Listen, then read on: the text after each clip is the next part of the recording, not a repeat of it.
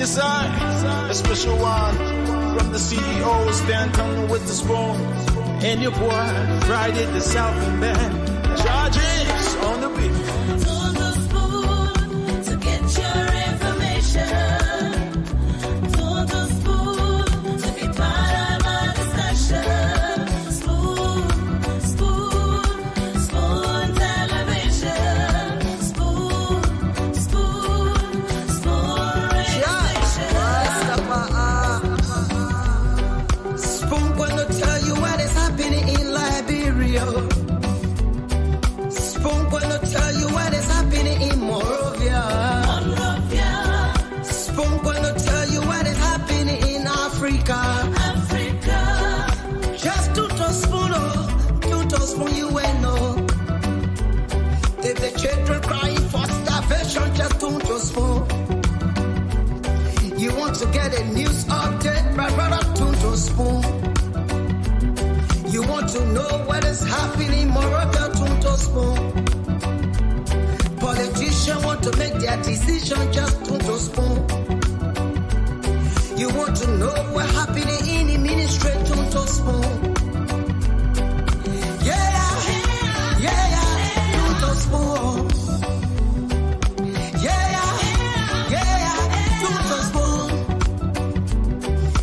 You from Fonjema, Maryland, to spoon. To spoon. If you eat kepan, gradually, my brother, to spoon. You got a spoon TV, you got a spoon radio, to spoon. To spoon. You want to get a news update, to spoon. What? Yeah. Rastafari. Kilibamba, kilibamba, kilibamba. Kilibamba, kilibamba, kilibamba. What I want? This one you back today. Spoon TV. Spoon. This one you back today. Spoon. Beseku. Spoon TV. Spoon. Ba. Spoon. Skidibidi dabado. Spoon TV. Spoon Entertainment.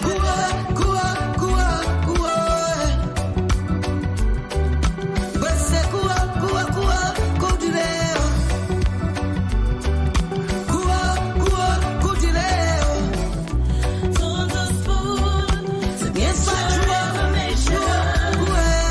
To the spoon to be part of our discussion.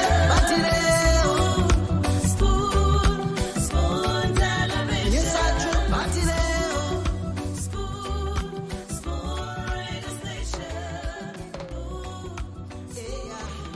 Spoon television.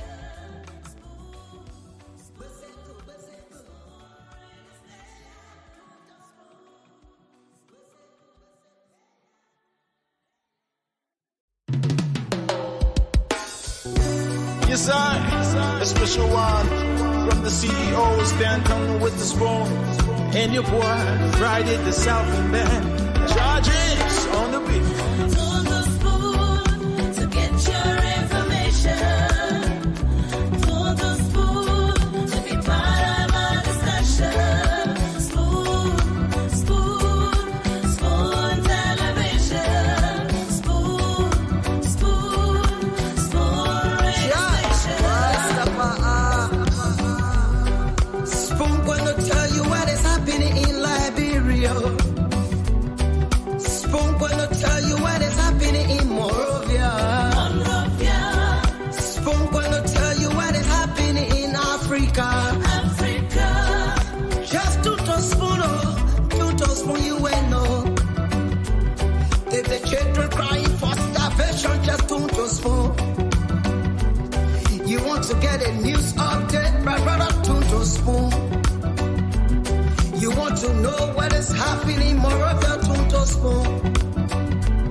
Politicians want to make their decision, just to spoon. You want to know what's happening in the ministry, to spoon.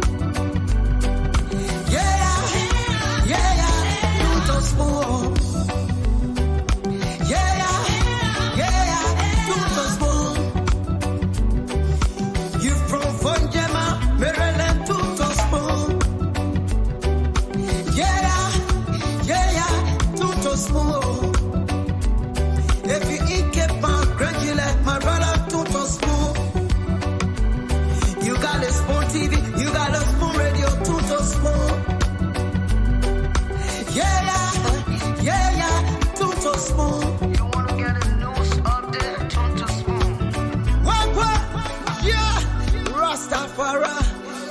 kilibamba, kilibamba, kilibamba, kilibamba, kilibamba, kilibamba.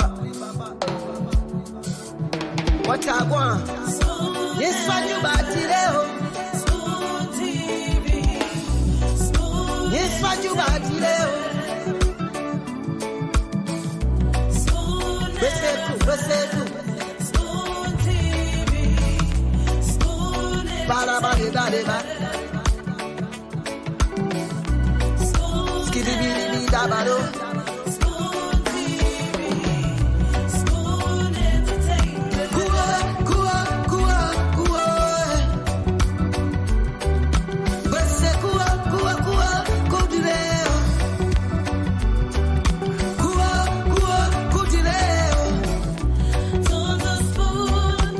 Yes, sir.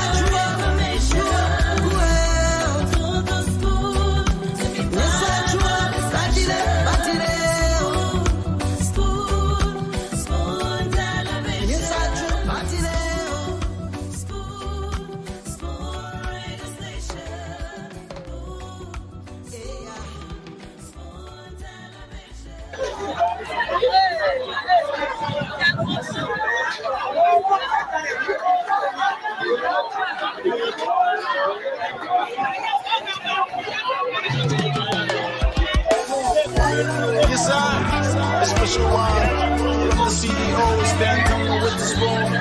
And your boy, Friday the South man. Charges on the beat. Second Street. At that 12th Street, singer.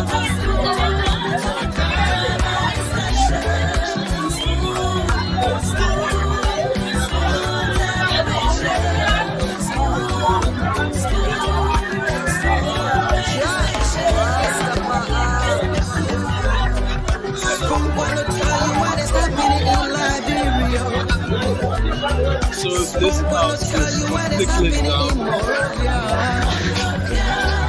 So the president of the Labua fire service is here. And this is a congested environment.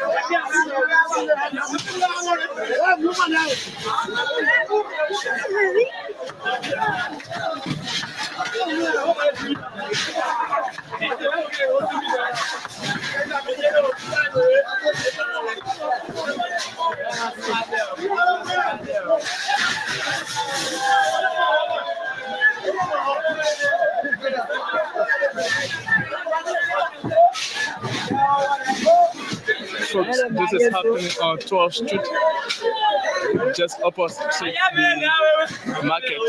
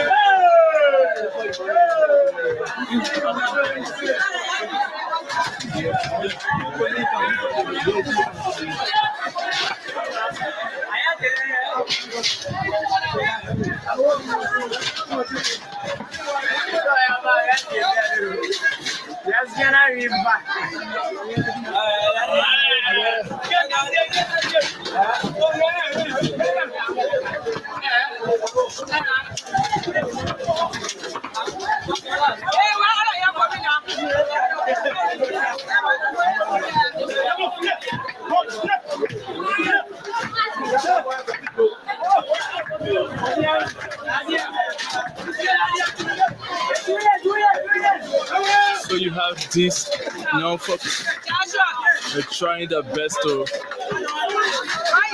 have the fire quenched.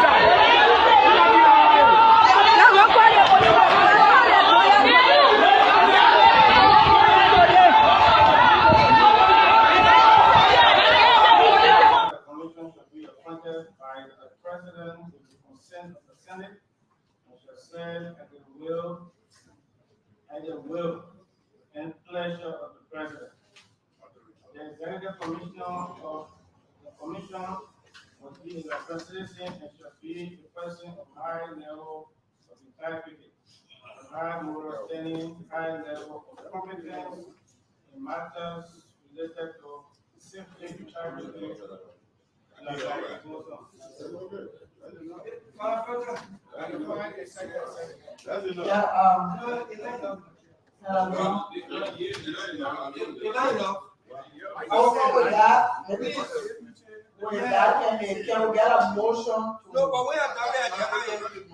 We need motion. We state the agenda. But the issue is, our distinguished colleague said somebody saying in that portion, and the person has interest. So, I the judiciary committee, but the secretary report on Thursday officially agree. So, I thought we prefer that commission. It is possible that intervention. We give our opinion now. Yeah? If there are no intervention, there will be a motion that the agenda. They have been moved and seconded that the agenda be adopted. Are you ready to do? All in favor? Against?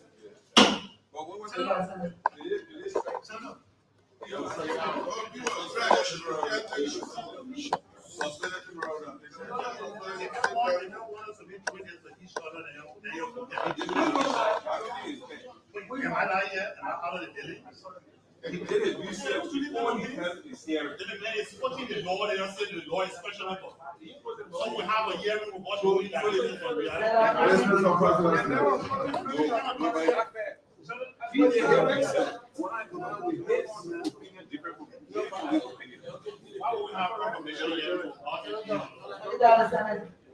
Business on President's Day.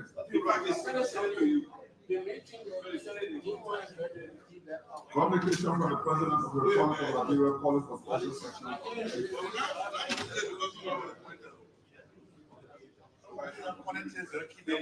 Republic of Nigeria,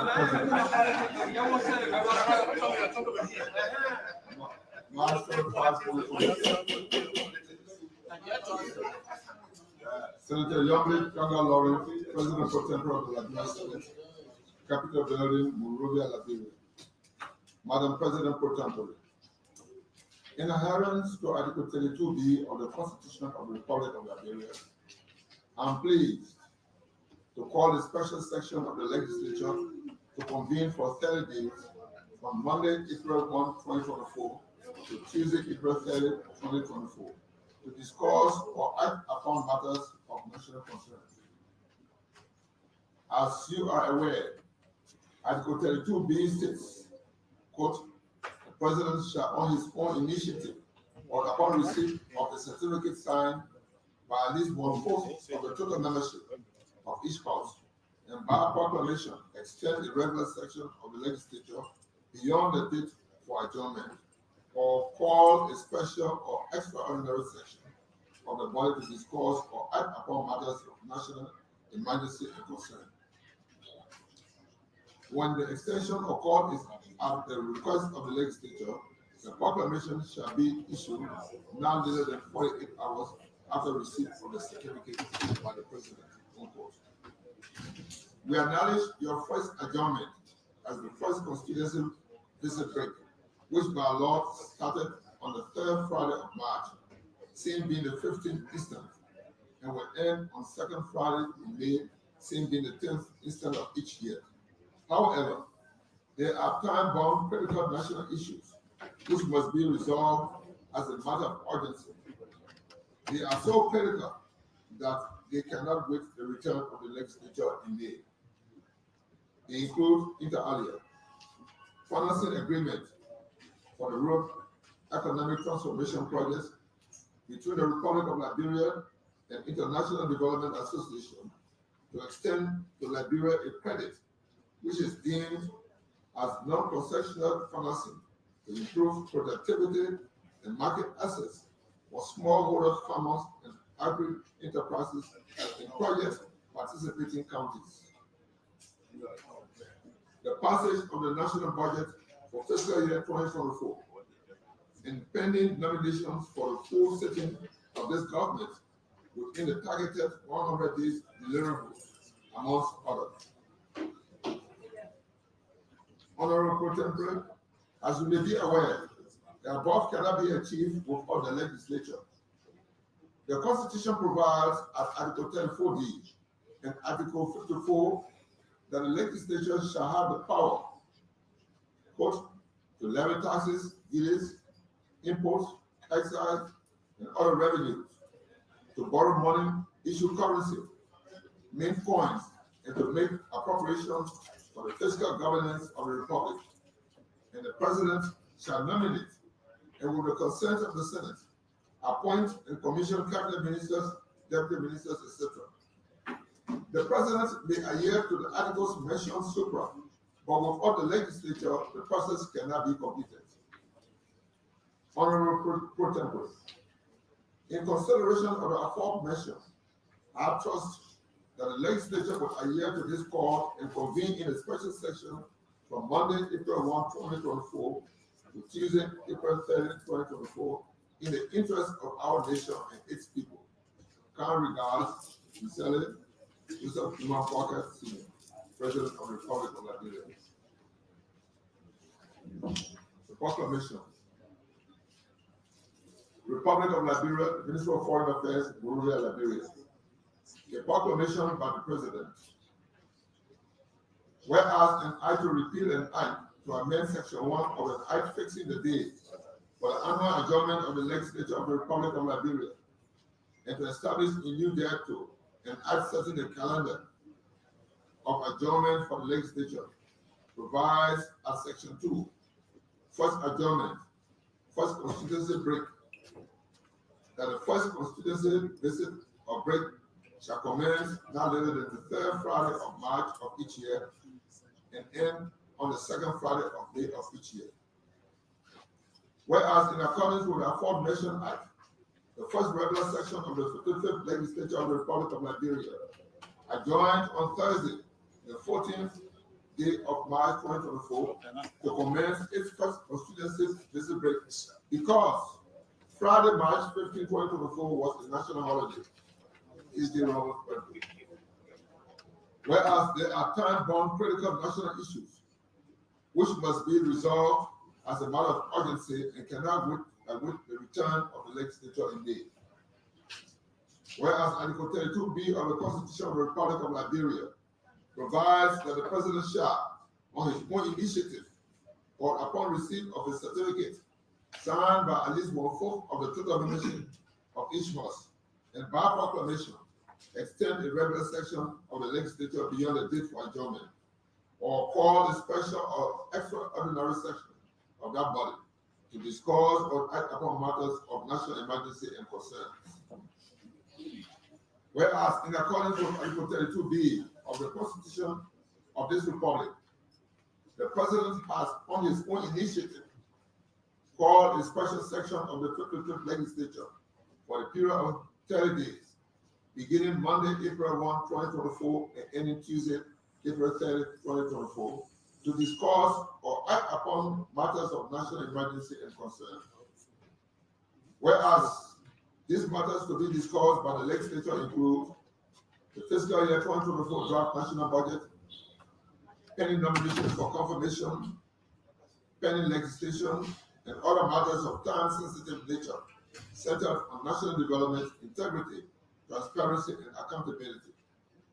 Now, therefore, I, Joseph Nima Boakat Sr., President of the Republic of Liberia, by virtue of the authority in me vested, do hereby issue this proclamation, calling the 55th Legislature to a special session for a period of 30 days, beginning Monday, April 1, 2024, and ending Tuesday, April 30, 2024. Giving under my hand the seal of the Republic of Liberia in the city of Monrovia this 26th day of March, AD 2024, in the year of our Lord and of the independence of the Republic, the 177th. Joseph Nima Boakat Sr., President of the Republic of Liberia. By order of the President, Ibrahim Al-Bakri Ye, Acting Minister of Foreign Affairs. Madam Pro Tempore and distinguished members, the reading of the proclamation, along with the communication from the President, calling the legislature to a special session. Distinguished colleagues, now the reading of the proclamation for the special session. What is the word and pleasure? Senator Boyd. Thank you. Madam President, Pro Tempore of the Liberian Senate, distinguished senators, I've been listening to a communication from the President stating the purpose for the recall. Also, having listened to the pre-condition issue, I move, if I can obtain a second, that the communications be received and endorsed by this Senate so that we can act accordingly, if I can receive a second.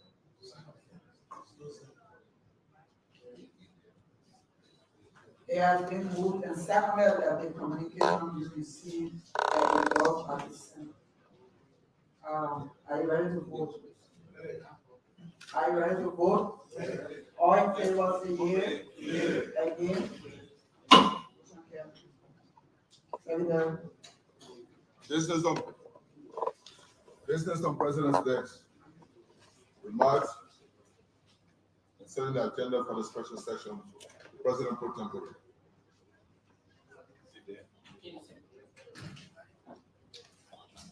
Thank you. Distinguished colleagues, members of the press, today we have returned to plenary to honor a recall by the President of Liberia, in keeping with Article 32C of the Nigerian Constitution. This special session of the 55th Legislature for a period of 30 days, beginning Monday, April 1 through April 30th, is to discuss or act upon matters of national emergency concerns, some of which include the 2024 draft national budget, pending nominations for confirmation considerations, pending legislations and other matters of time-sensitive nature centered on national development, integrity, transparency, and accountability, as stated in the proclamation. On this note, I am very pleased to welcome back to plenary my distinguished colleagues of the Liberian Senate, our chamber staff, and members of the press. Let me use this opportunity to again say thank you for a very engaging and successful first session. We acknowledge the tireless efforts of all committees in a very tedious confirmation process that was executed professionally and timely. The continuation of hearings during the break for nominations that were before the Senate is also a show of dedication and commitment to the work of the Liberian Senate. We want to give special recognition to our new senators who hit the ground running by effectively and efficiently discharging their duties as heads of committees. The values you have added in this short period of time cannot go unnoticed. We appreciate your work, collaboration, and cooperation. With the support of the Senate leadership and all committees, we are pleased to inform you that the Senate in its first quarter made some very significant achievements and would like to announce that on tomorrow at 10 a.m. in our conference room. We will hold our first press conference to outline the achievements and the agenda moving forward. However, at this opening session, it is very important to acknowledge the very significant achievement of our special committee. In response to a major national concern, a specialized Senate committee was constituted to investigate the true causes behind the recent protests by women believed to be wives and widows of military personnel. Members of the committee include Senator Augustine Chair from Simon County. Yes, sir. A special one from the CEO, stand coming with the spoon. And your boy, Friday the Southern Band. Charges on the beat. To the spoon to get your information. To the spoon to be part of our discussion. Spoon. Okay, so tune to Spoon to get your information, tune to Spoon to be part of our discussion, to know what's happening in the ministries, in the agencies. Of course, what are the policymakers saying? Of course, this is where we get to talk about the trending national issues every single day. I'd like to say welcome to the show tonight. Yes, sincere apologies due to the delay, some technical issues from my end here. But it's a good thing that we're here again tonight. I'd like to say welcome to all of you across the world joining us tonight. Thanks to our folks in the comment section, always making their contributions felt. And we appreciate you for being here tonight. Let me go across quickly and bring in Francis as the rest of the team gets set to join us. Francis, welcome to the show. Thanks for joining us tonight. It's good to have you. Thanks, man. Good morning to everybody. Good morning, good evening. Good to be here. You know, a lot going on in the country today, so it's good we are back on tonight. Yes, you're right. A lot going on in the country, too many things happening. And of course, it's just very important that we talk about those issues. Even if it is just few hours, maybe just an hour or so, we get to talk about those issues, let our people know what's happening. And it's important that we are here again tonight. And we are going to welcome the folks in the comment section. Let me bring Emmy on. She's trying to join in now. Emmy, welcome to the show. It's good to have you on tonight. And thank you, Nelson. Welcome the folks in the comment section. Let me bring Emmy on. She's trying to join. Emmy, are you muted? Have you on tonight? Can you hear me? I can hear you, but I think your TV is on, right? I think it's. Emmy, are you muted? You still hearing something? Maybe it's downstairs. Okay, a little bit. It's a bit low. Yeah, but it's good to have you on tonight. Thanks for joining us, and we appreciate our folks as well in the comment section. Can we recognize a few of our folks in the comment section just before doing our opening here quickly? A lot to talk about. We have limited time. due to the fact that I don't know, technology has its own terrible side. As much as we all appreciate technology and the fortunes it Mine brings. is so blurry. So as much as we all appreciate it, I mean, you have to mute every time you close your camera. You have to mute because everything you say in the background will hear you if your camera is not, if your mic is not muted. So as much as we all appreciate technology, there's a terrible side to this whole technology thing. Sometimes it gets all of us disappointed. For instance, you know how I've struggled in the back end just to have us come Yep. on. Yeah, but it's a good thing that we're on here tonight.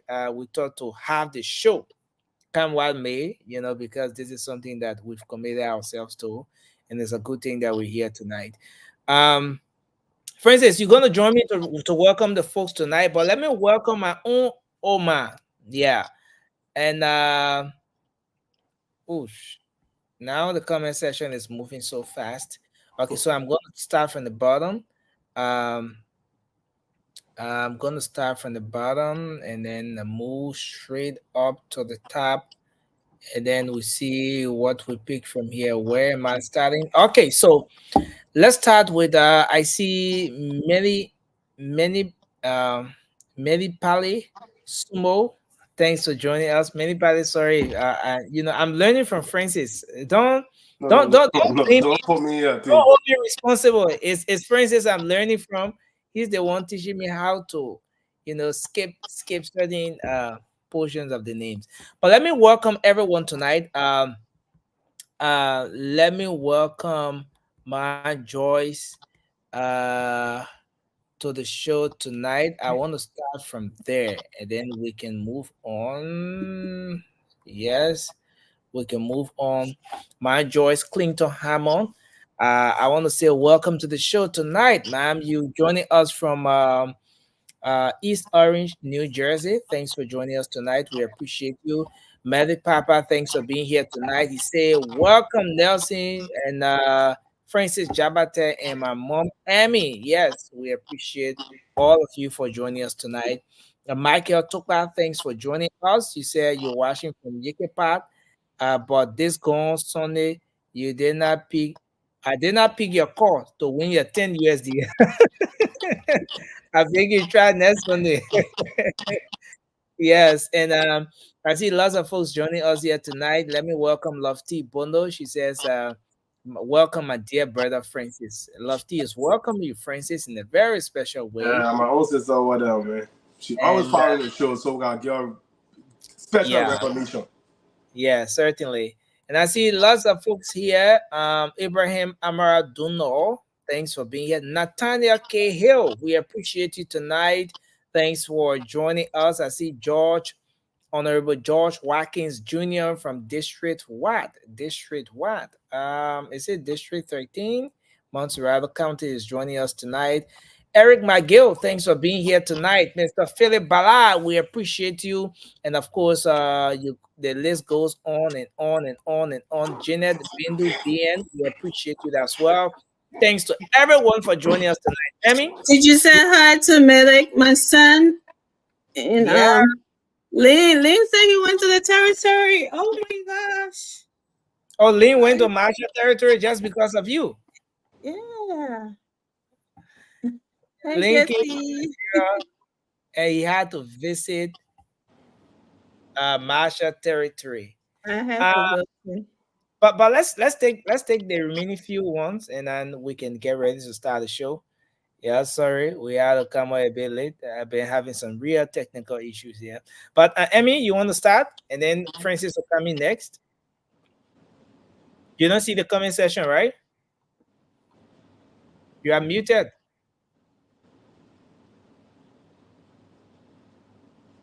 I'm Emmy, in a okay. situation here tonight. Go ahead, Francis. Okay, Okay. so let me start with YouTube. We got Joyce Delane, welcome.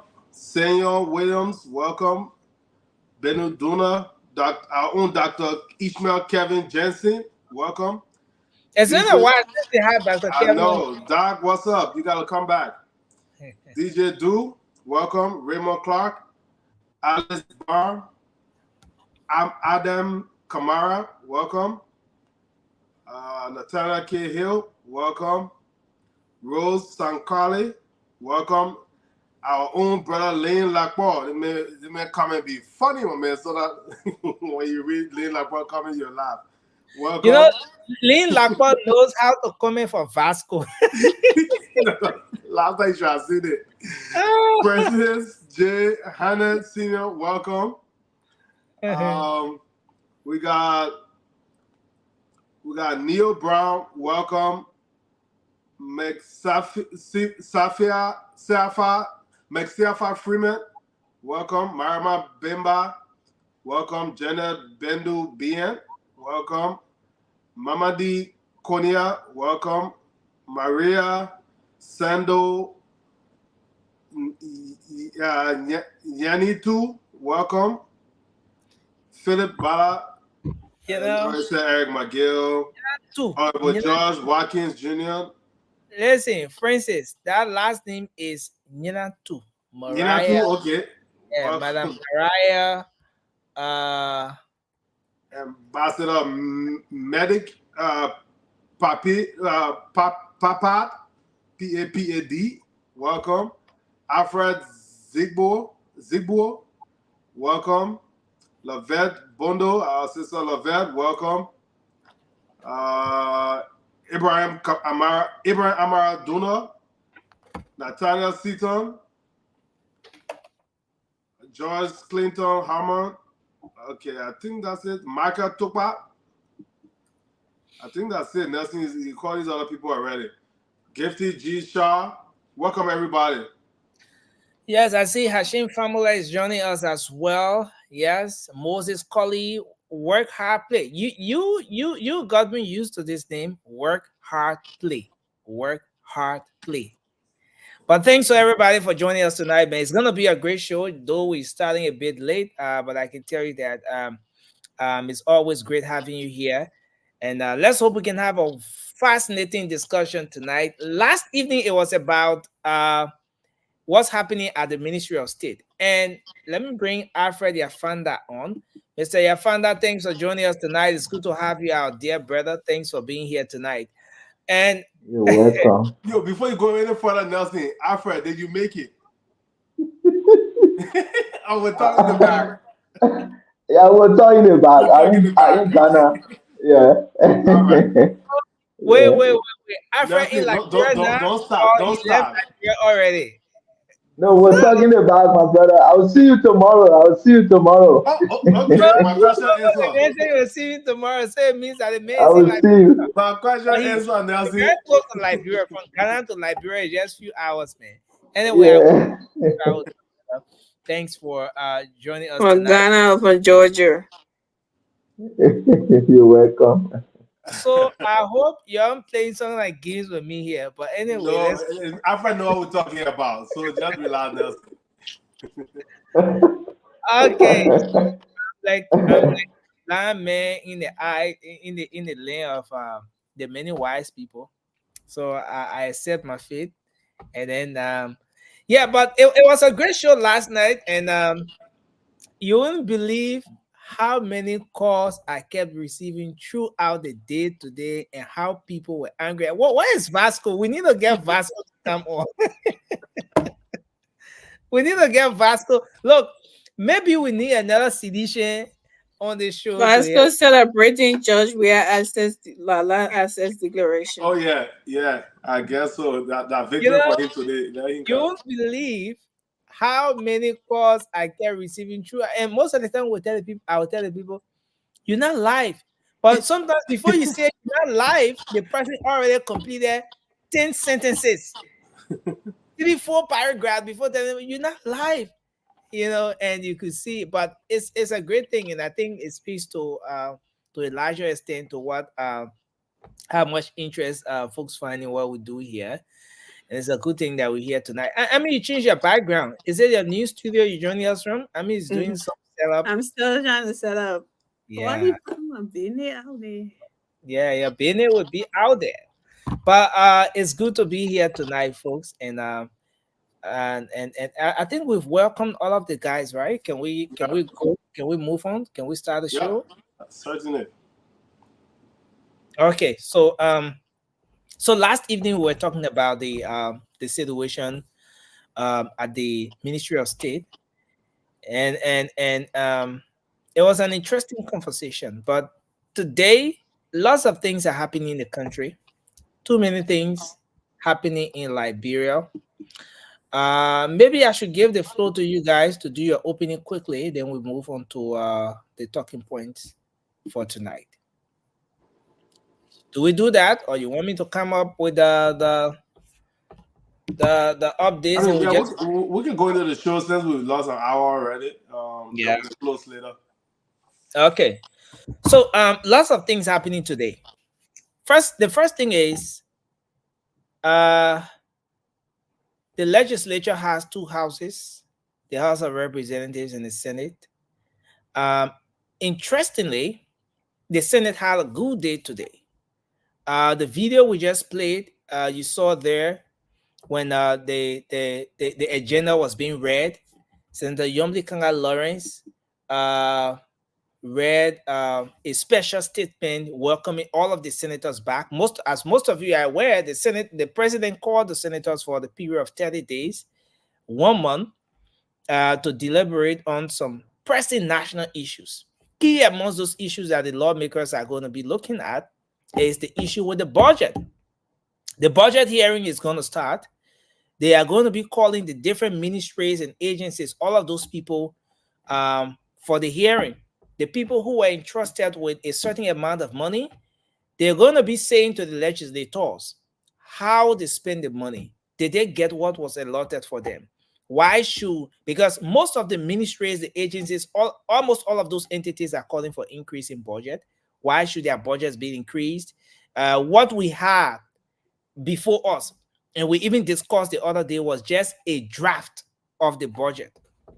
Based on the way those ministries and agencies will make the case, their budgets will be increased, or it will be decreased, or it will be maintained based on what's in the budget.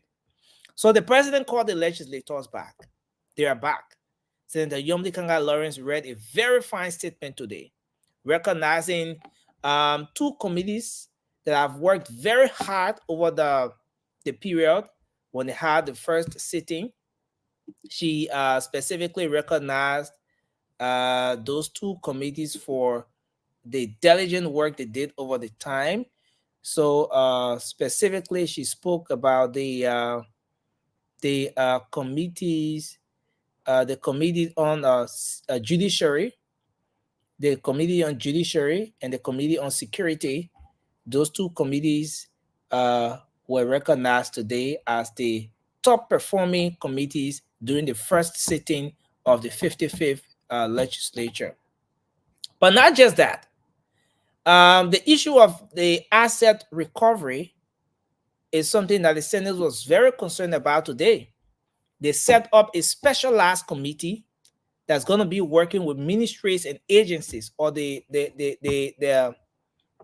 concerned institutions, making sure that the asset recovery issue is given the necessary attention, and that individuals who are supposed to account are made to account. In that very special comment as well, she spoke of the War Crimes Court, that they're setting up a committee to advise the Senate, because most of you are aware that the War Crimes Court discussion has left the lower house already. It has left the House of Representatives. Now it's at the Senate, and they're having a discussion there. Whether or not this is going to become a reality, talking about the establishment of War and Economic Crimes Court, that from down there we will get the final saying from that. From there, we will know whether the War Crime Court thing will hold or not. So the conversation have started from there, and they're setting up a special a committee as well to be able to report to them within 5 days. So by Friday, that committee should be reporting on and advising appropriately, advising the plenary when it comes to the issue of the establishment of War and Economic Crimes Court in Liberia. So that's at the Senate. And on the flip side, our own colleague here, Karishman, along with over 20 other persons, were confirmed today by the Senate. The senator confirmed those individuals. So they are now going to start official work. So congratulations to Karishman and over 20 other persons who were confirmed today. So that's for the Senate. At the House of Representatives, something dramatic happened today. I want to bring a portion of that video. I want to bring a portion of that particular video when several lawmakers, including Representative Yeke Yakpawolo Koluba, disrupted session today on grounds that, of course, as usual, on grounds that they want the War and Economic Crimes Court to be established. They want War and Economic Crimes Court. So let me try to bring just a portion of that particular happening here. So he, along with several other lawmakers, majority CDC lawmakers, they disrupted session today. Now, there were others who thought that there would have been better means or better ways of working around this particular situation instead of disrupting or creating a situation where session would be disrupted. But the lawmakers said they did what they did because they are very passionate about the establishment of War and Economic Crimes Court in the country. Well, a lot of people saw what happened today as weakness on the part of the lawmaker. Weakness on the part of Speaker Funati, as weakness on the part of Speaker Funati Kofa for giving in the fact that session was not held today only because Representative Yeke Koluba and the other lawmakers decided to disrupt. Some people thought that the speaker could have just found a better way to work around the situation. Okay, so let's bring a portion of this and then we can move into the discussion for tonight. So let's have this come. 30 days. We will do what they wear.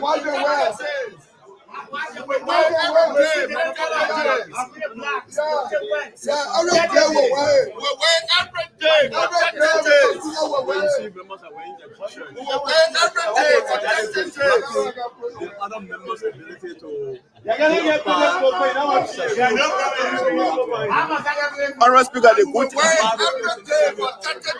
Honorable Speaker, if you get the right to do that during the session, can you control the flow? So it's not an issue of control. Okay. The manner in which your law provides that you install the firearm to get the act, but rather than do that, it's not a session. No, I'm not prepared to do that at this point. I need to start the premature. Is that premature?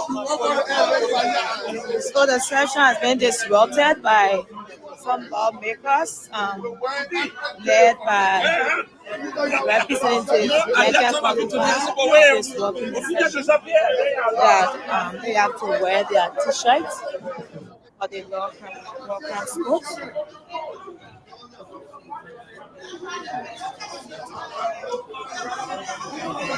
Representative Koluba, welcome to school.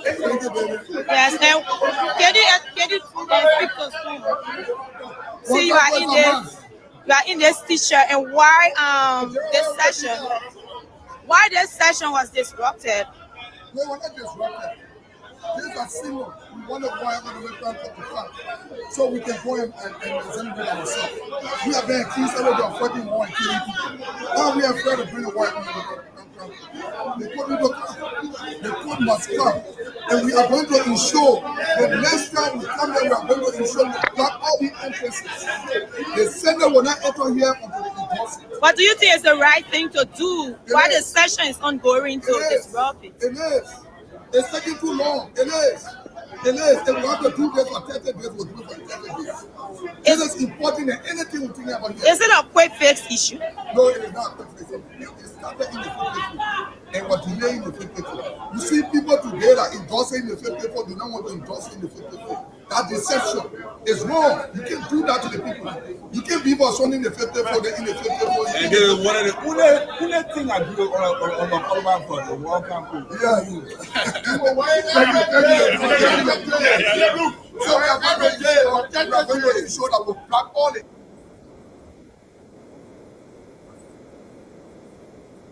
So there you have it. There you have it. The District 10 lawmaker, Representative Yeke Kolubai. He said they want war and economic crimes go so badly that they are going to block all of the entrances and make sure that people beginning the next session day, some people will not have access to other corridors, other areas along that corridor, because they will block everywhere and make sure that nothing will go on. But the biggest issue with what happened was that session was being disrupted. And like you heard the gentleman from one of the radio stations asking, as per your laws, if someone is disrupting, you can instruct the sergeant at arms to grab that lawmaker or whoever that person is and carry them out. Why is Speaker Fonanti Kofa allowing those lawmakers to get away with the disruption only because they want war and economic crimes code? Let's hear your take on this, guys. Let's start the discussion from here. And maybe we can start with you, Francis, and then we'll move to Emmy next. Yeah, dude, this is just an embarrassment to our country. And then, as you already know, my crib tonight, Yeke Kolubai is a complete embarrassment. This may have nothing to offer. Most of our District 10, their representatives represent you. So the people that you send to the legislature, whatever they do, whatever behavior they exhibit, that's your behavior. So I know you guys from District 10, most of our county, this is not you. This is not you. You need to replace Yeke Kolubai quick. That means an embarrassment. All that noise he's making, you see, he's very active when it comes to disruption. But you have never heard Yeke Kolubai say, this is a bill I'm putting on the floor for discussion, for vote, because I want to change this, or I'm co-sponsoring this bill with somebody. Nothing he has done. But anytime you hear noise somewhere, Yeke there. Because he thinks like when people say, oh, Yeke for us, that way you're always making noise. Lawmakers are supposed to make laws and also help enforce laws, but not just make noise. You see us on the platform, we're talking here. And now why Yeke's all be doing that, you can't join us. He should be getting paid over $100,000 to be doing the same job we're doing here for free. Now he can't stay on the platform. He got Yeke TV. But that's embarrassment. You already passed a resolution in the lower house and went to the Senate. I believe it got to the Senate probably a week and a half or less than 2 weeks before they went on that recess. And the president just called them back. You heard Senator McGill yesterday.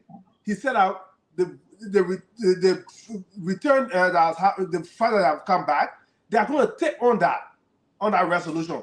Like you previously mentioned with the committee that have been set up to review it.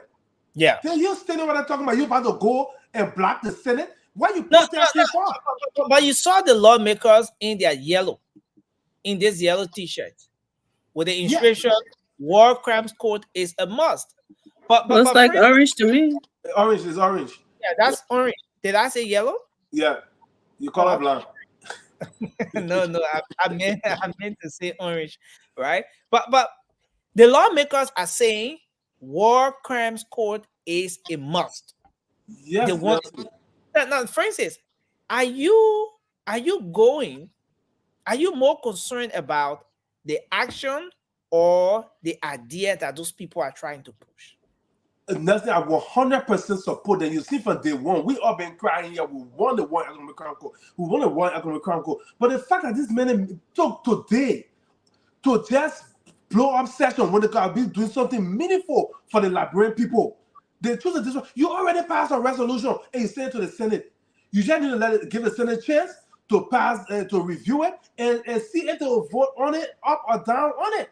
Then you can, if they vote down on it, then you can have your issue. But the Senate has just returned and they're about to take on a whole lot of things, including the War and Economic Crime Code. Then you over there making noise. You're making noise that you got no sense. Why can't you just let the Senate do what you did and send to them? Come on, the people ain't got no sense. They wasted all day today. But these people, like people here, see, today, the people that some ain't got no food to eat. But the very people will get $8,000, $2,000 in gas for doing Francis, nothing and they're still fighting for you. who do you think is to blame in this case? Now, let's face the fact. Let's face the reality. The speaker is there as the presiding. They want to control the flow. They want to take control of what happens at that particular time. Physically, mentally, everything. In the case where someone intends to disrupt session, he's being supported by the security, the sergeant at arms. For instance, given what happened today, the Liberian people are going to be paying the lawmakers. This extra sitting they own, they will be paid. The president told them that he's going to be paying them with taxpayers' money. First day, the very first day of this very important special sitting was wasted. Lawmakers went up Capitol Hill, but not a single discussion was held today. Who do you think is to blame in this case?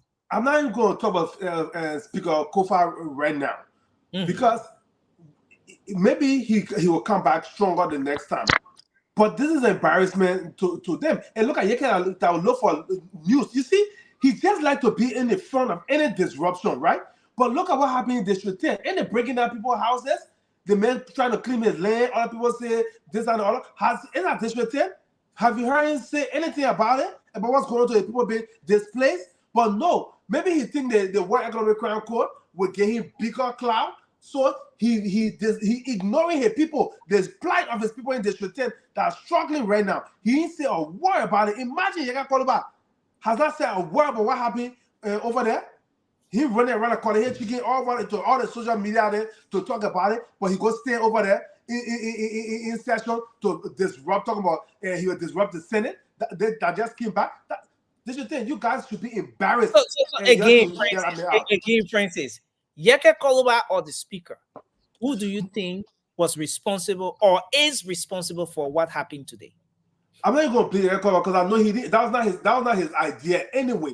But once he heard the eruption, he jumped on it. He's not a leader of nothing, but he's just the loudest voice in the room. So I will blame the whole group that disrupted session. So I know people giving Yeke credit like he went and planned this whole thing and wrote something and this, that, and the other. No, he's a follower with a big mouth to show that he's doing something, but he's doing nothing. That should keep him out of there, District 10. That deserves better. Thanks a lot, Francis. Bila Swari, welcome to the show. But let's hear from you, Amy. Amy, what's your take on this issue? Session was disrupted. First day, special sitting, disrupted. Liberian people money will be spent to pay those people. Who do you think takes the greatest share of the blame in this case? Well, thank you, Nelson. That's very unfortunate for us, taxpayer. We will not pay tax. So, because these people are called back before, I think they have a work to do, a job to do there. That's why the president called them back. And instead of Yeke protesting everything, the time he was off, we didn't see him doing that. We saw him taking a coupon to a supermarket to go get grocery, and they deny him. That's what we saw Yeke doing. Now that the president called him back to do the Liberian people work, he claimed he cared about the Liberian people, but he's not doing anything like that. He's joining other lawmaker. Most of the lawmakers I've seen in that video, correct me, maybe apart from DJ Blue's CDC, right? Yeah. So most of them, and I don't know if that was Thomas for that holding his shirt saying we were disrupt or whatever. I don't know. You had Representative Frank Safoko there as well. Yeah. And so Yeke is not part of the psychomotory dues. But that's okay, nothing wrong with that. But if you have to be using that time that you're supposed to be doing the Liberian people's work, you claim you care about the Liberians people. And I'm going to take this time right now to, apologize a little bit, not a lot, just a little bit to District 10. Because when registration started, I was in Morovia and I seen what happened there. What made Jagger to get most of the crowd to come from out of that district to come vote for Yeke. Yeke was being harassed. We saw it. People keep saying, "Oh, when Yeke was doing this, oh, it was okay." Now it's not okay. No, we are not stupid, and Liberian people are not stupid. We saw what was happening to Yeke. That's why we helped Yeke to get re-elected, not because you were acting stupid out of nowhere and we did not see anything and we just love someone just sitting somewhere and disrupting everything that come along. No, that wasn't it. We saw what was going on with Yeke. It wasn't a secret. Yeke did not just come out and say, "Oh, I'm being harassed. Oh, my house is being ransacked. Oh, my children are being." We saw everything. And that's what we felt like it was not fair for a lawmaker to be So going I mean, through that. are you However, trying he to was someone else. justify? Are you trying to justify why you supported Yeke yesterday? Of Why you trying course. to support him today? Yes, yes, I am. And that's why we supported him because we saw all the thing happening to him. We wanted him to be free, to be able to do his job. Not people harassing him. Oh, you got to join this team, or you will not have peace in your husband. Oh, we'll flock you. We'll do this and so. We saw all of that being said to him as a lawmaker, right? So we wanted him to have their freedom and everything to do what he supposed to do as a lawmaker. Now that the people read, let's say he got this freedom now. It's like the guy don't know what to do with it. He just all over the place. He just running mad and thought that, or maybe this craziness was the one that got me here in the first place. So since I don't know what to do, let me just ride on this. Let me just continue. This is where we went apart from. I mean, I'm going apart from your kid, not because I don't just want to see all these things that going on with him, all this noise he making everywhere. Where you see your kid, I mean, you see JNB say anything to him? You see any Unity Party people running after him or will flock will do that? Nothing. So they don't want to create a unnecessary hero. So he's just running. So Yaga has nothing to do but to just because they have already passed the I don't know, but what is that bill or whatever? They already passed it. War and It's economic. supposed to be in a Senate and you disrupting your own session. But How is don't that? What does that have to do with the the Senate? action today? Don't you think the action today was geared towards drawing more attention to this war and economic crimes code thing? You know, though it's before the Senate, but then getting the attention of even the senators that look, there are So people here at the lower house who are very concerned about this. well, Nelson, don't you think if you're doing something that you're protesting against someone, if I'm Mm. protesting against you, don't you think I will come to your job or your house or something? You think I'll be in my house disturbing? Who am I affecting, myself or you?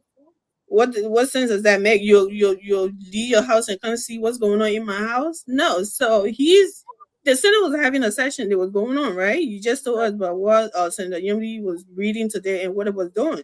Their session was that it was the one I had all the crazy people running around with orange shirt.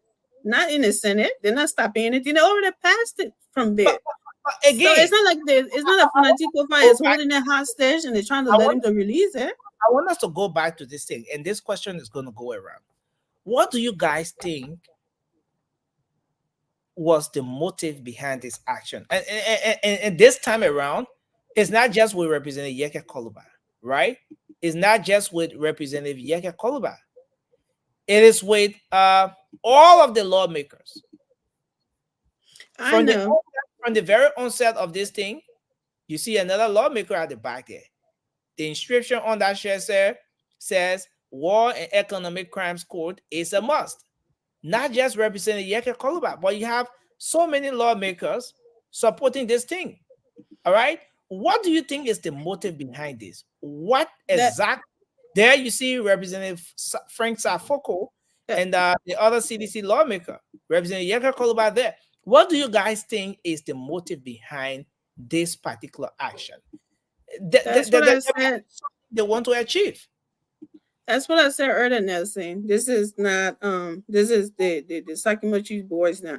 In my opinion, I think they're just trying to take the attention of the assets recovery noise that's going on and put it on the war crime something. That's what I think going on here. And Yakekoba is playing right into that.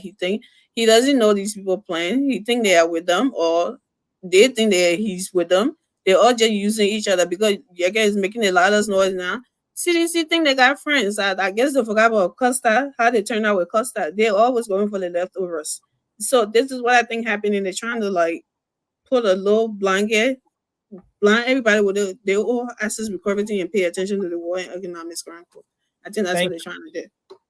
Thank you. I mean, let's hear from you, Alfred. It's good to have you on the show tonight. Let's hear your take on this issue. Okay, you can hear me clear, right? Yeah, very well. You think, Nelson, I think the material was good, but the presentation was wrong.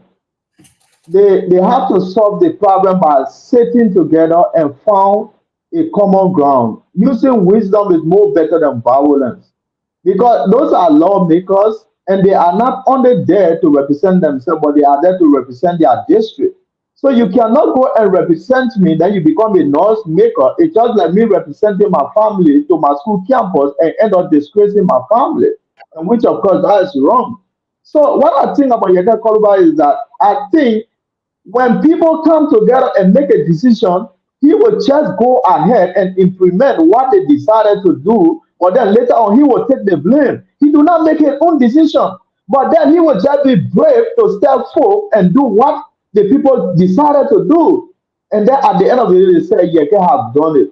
So I think that was wrong. It was very wrong for them to. Are you insinuating here that the lawmaker is being used? For me, in my own thought, I think that because if Yaka was not used, all of them we are not going to listen to him. It's just like all of us on this show. If I'm saying something that is wrong, three of you can prove me wrong and then shut me down. I think he has been used. Yes, because he is not making his own decision. Going back to the other issue, Alfred, all of the lawmakers who wore the orange shirt today in session, that disrupted session, they were not the presiding. To some extent, they do not have control over what happens at the House of Representatives, right? The speaker was there, Speaker Funati Kofa. In the midst of the heated debate and all the different issues about everything that was happening, Speaker Funati Kofa walked out. Alfred, who do you think is responsible for this disruption today? Is it Speaker Funati Kofa who should have held his ground and ensure that those who were disrupting are taken out, they are escorted out of the session, and that the Liberian people issues are discussed? Or is it the lawmakers, the clique of lawmakers who decided to disrupt session today? Who do you think is responsible for this disruption? Because whichever way you did, Alfred, it is going to go down as a waste of Liberian people time and resources. Because the 30 days, every single day of the 30 days, those people are going to be paid. From where? From taxpayers' money. Okay, so nursing, majority of them supported Yeke Koluba. It's not few. If to say there or 2 or 3 people, that could have been another thought. But all of them supported him. So I think he make a better decision to just work. Because at that moment he cannot control everybody because they have already clicked together and decided to disrupt. So I think that was the best idea he made to just step out. Using the law as the presiding, as the speaker of that body, using the law, calling on the security or the sergeant at arms to escort all of those lawmakers out. Don't you think it would have been a remedy to that situation? That's right. That would have been the right thing. But when the father and the mother are stepping, what will happen with we the kid? We will just sit there and look. No, I'm telling my brother, those are lawmakers who implemented the law that the security going to use, who implemented the law that the police going to use. Those are they call themselves lawmakers, but then they have to set example. I want us to realize here, Alfred, that every single lawmaker is subject to their rules. That's right, but then they are not following it. To their rule, the horse's rule is there. It's what serves as a guide for every single person. So they are subject. Do you know your police and your security are biased? Do you know your police and your security are just living on $5? So the person that gives them dollar, they go with the flow. No, I'm coming now. No, I'm coming now. For the sake of our audience, I want to get this right. For the sake of our audience, anything that happens at the House of Representatives, or at the Senate. They're not going to call police or somebody from outside. No. They had their security there, the sergeant at arms, they have the whole team of security there. Those people are the ones that will handle issues there. Unless it gets to a point where it is totally out of their control, then of course they can have the state security involved or national security involved. But Nelson, this is not the beginning. So this have been happening from days. So this have been happening and they have not really taken steps.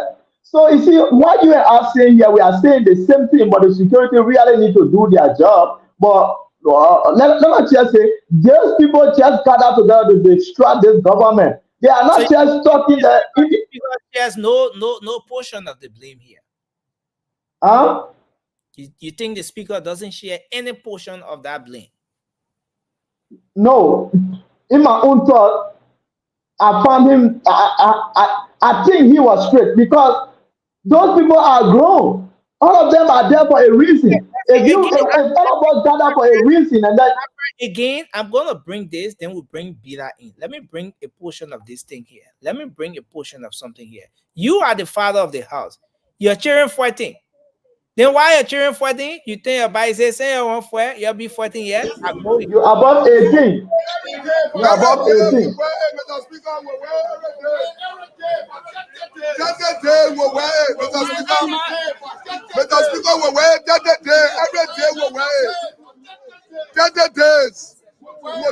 And you know, this is interesting. See the way the speaker is working also cool, easy. You know, like I'm minding my business, I get time in a minute doing. He's working outside easily. No, I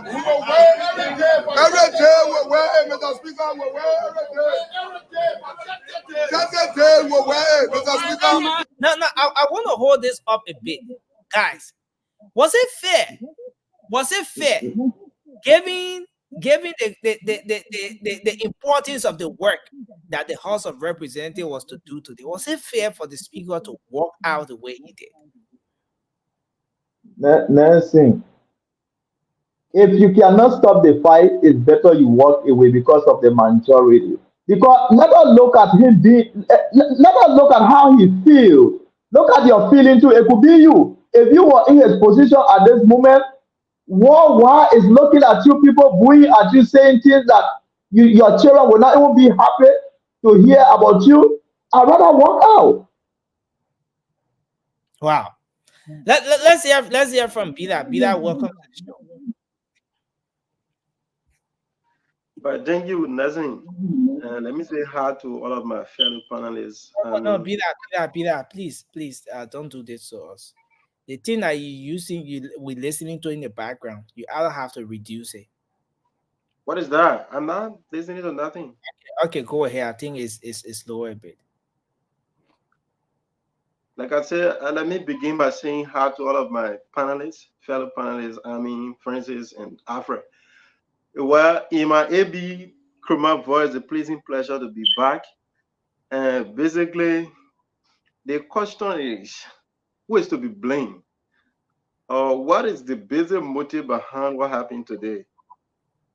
For me, as an individual, I want to blame the speaker with 13% and acknowledge the fact that the issue of legislative politics is very tactical.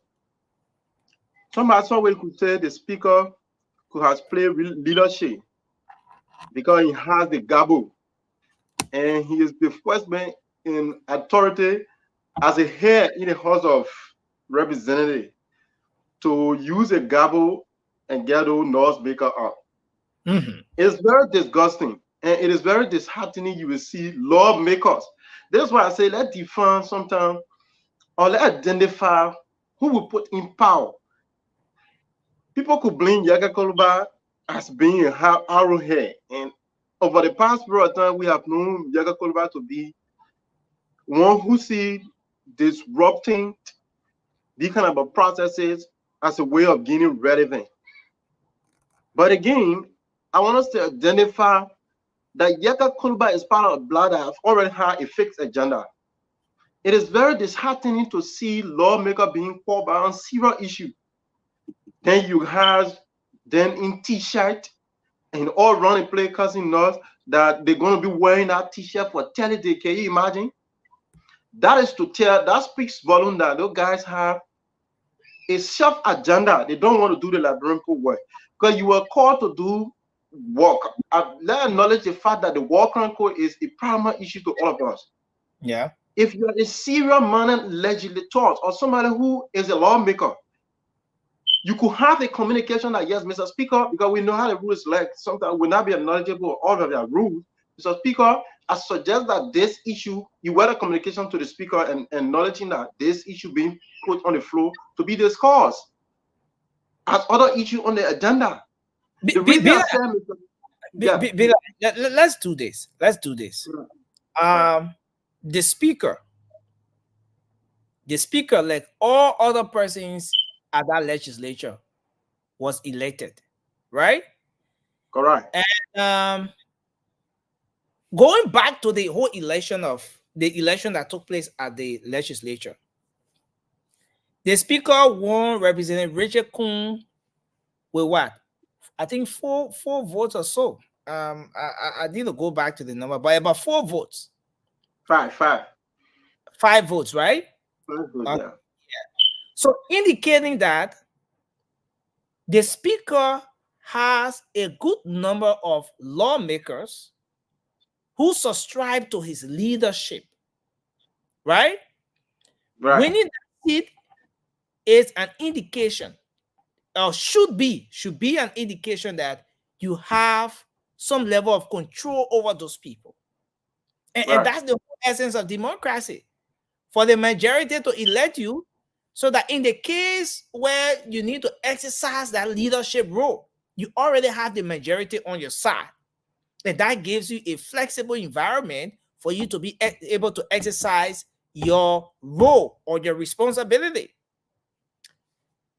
We're just few months away from this particular election that went on, where the speaker won, Representative Richard Kuhn.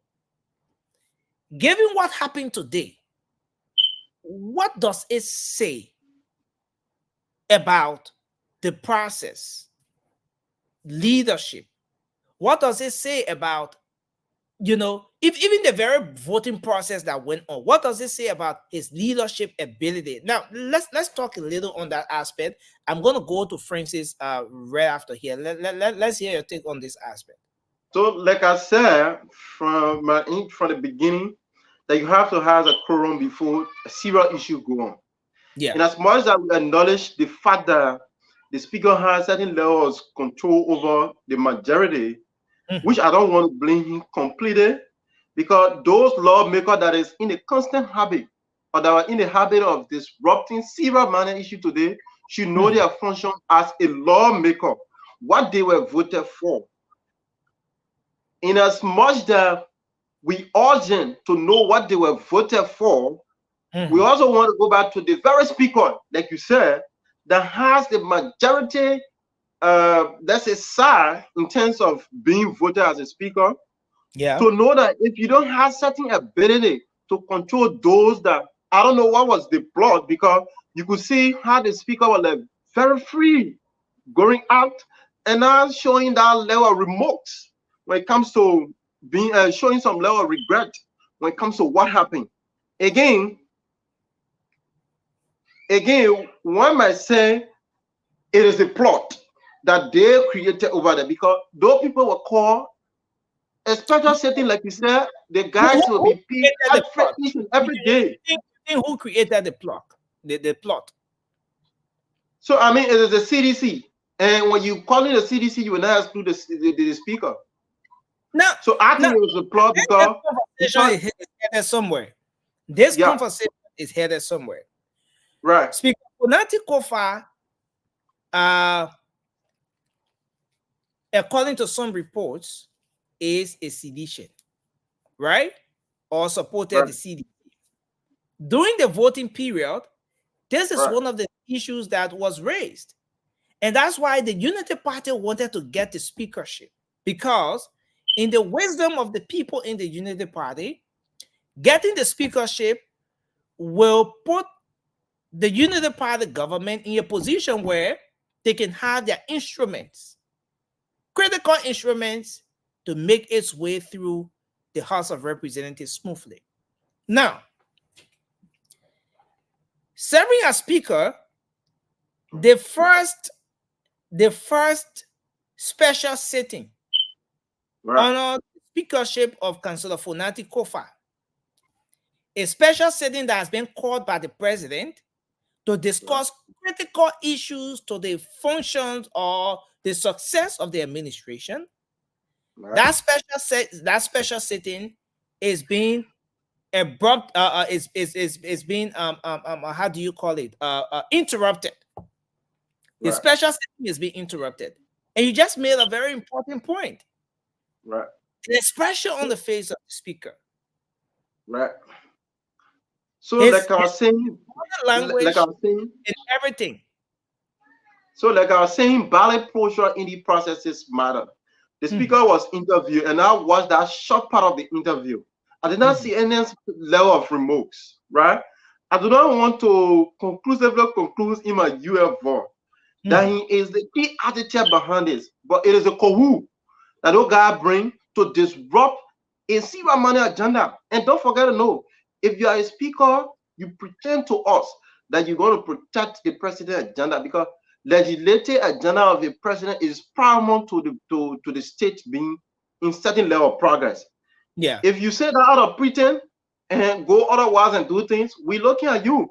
And don't forget to know that you're putting the country in reverse, because we have serious money issues, except from the budget, that are other primary issues that need to be discussed within that particular setting that you guys were called for. And it is frustrating that people will be behaving in a free manner. Those guys are paid. They have been paid for this particular setting.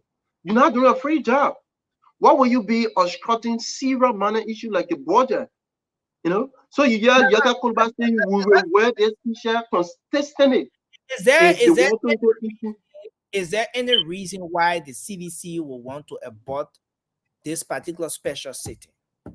Oh yeah, because people in the minds of people doing this thing, it is a political goal, and forgetting about the bigger picture of our country, which for the country to make some progress. So if the speaker will say that, and the very budget that his office needs to operate on, and not put serious to it, because you could have the gabble and put some of those nurses guys outside today. If even you don't have quorum, but there is a precedent to be set in the House of Legislature. You cannot be having serious manner issue, then you have free group of people being disrupted. It's frustrating. Thank you. Let's hear from you, Francis. Listen, in the midst of everything that happened today, Francis, is there anything the speaker could have done to calm this situation? Is there any reason to believe that the speaker, being a sedition,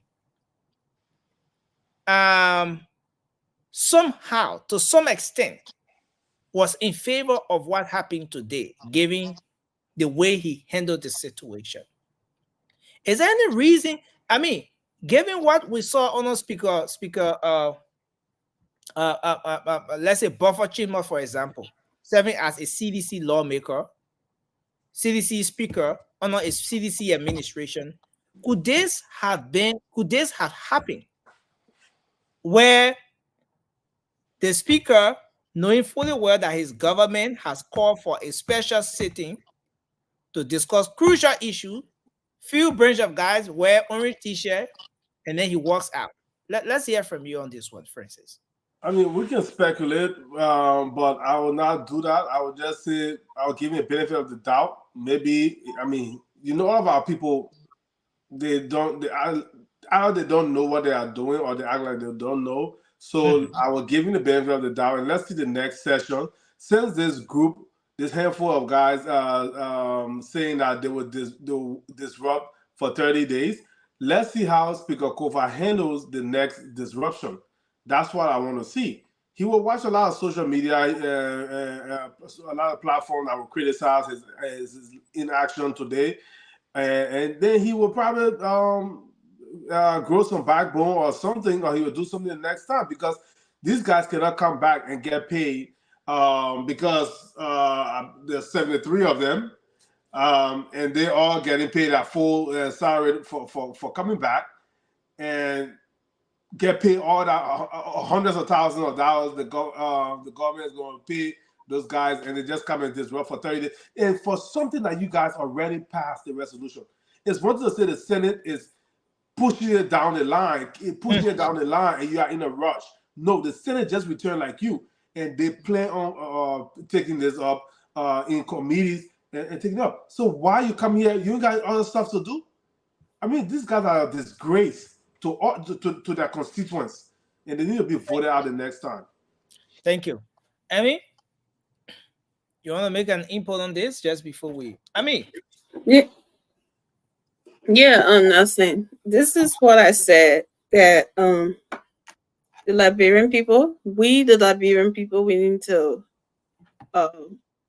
come on here with our little knowledge that we know to tell them to exercise their rights to get these guys to lower their salary and their benefits as well, because like we all said, they're getting paid for the 30 days that they have been called upon. And they're standing there talking about they will do this for 30 days.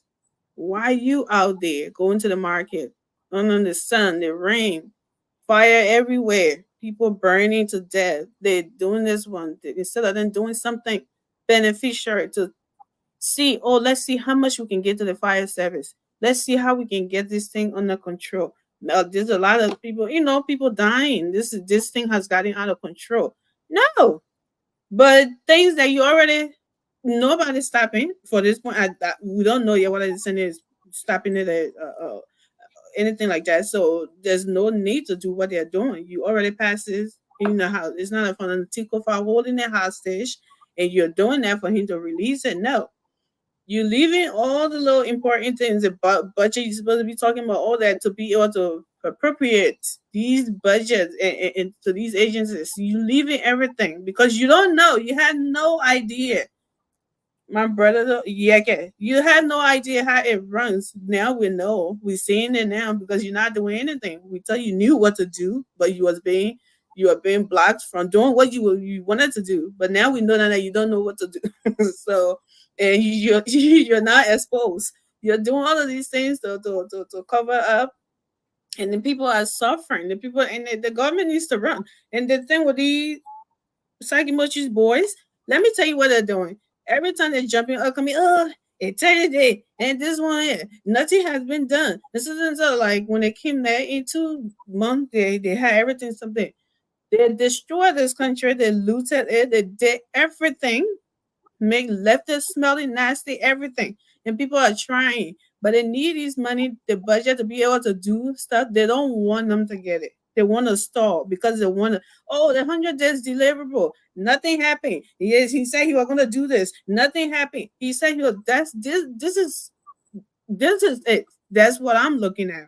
I could be wrong, but this is because these people are planning to sabotage when they want, and they have been doing a good job doing it. With the narrative that they're running with, now they're trying to stall the budget, and all they wanting to keep them. Because when you're telling somebody about 100 days deliverable, you're not telling them I'm going to use rocks to go do those things. You're telling them that because you know you're supposed to make money, that you're expecting to make money, that's why you're telling them you will do this, you will do that. And when you come, you don't meet anything, that you can't do anything.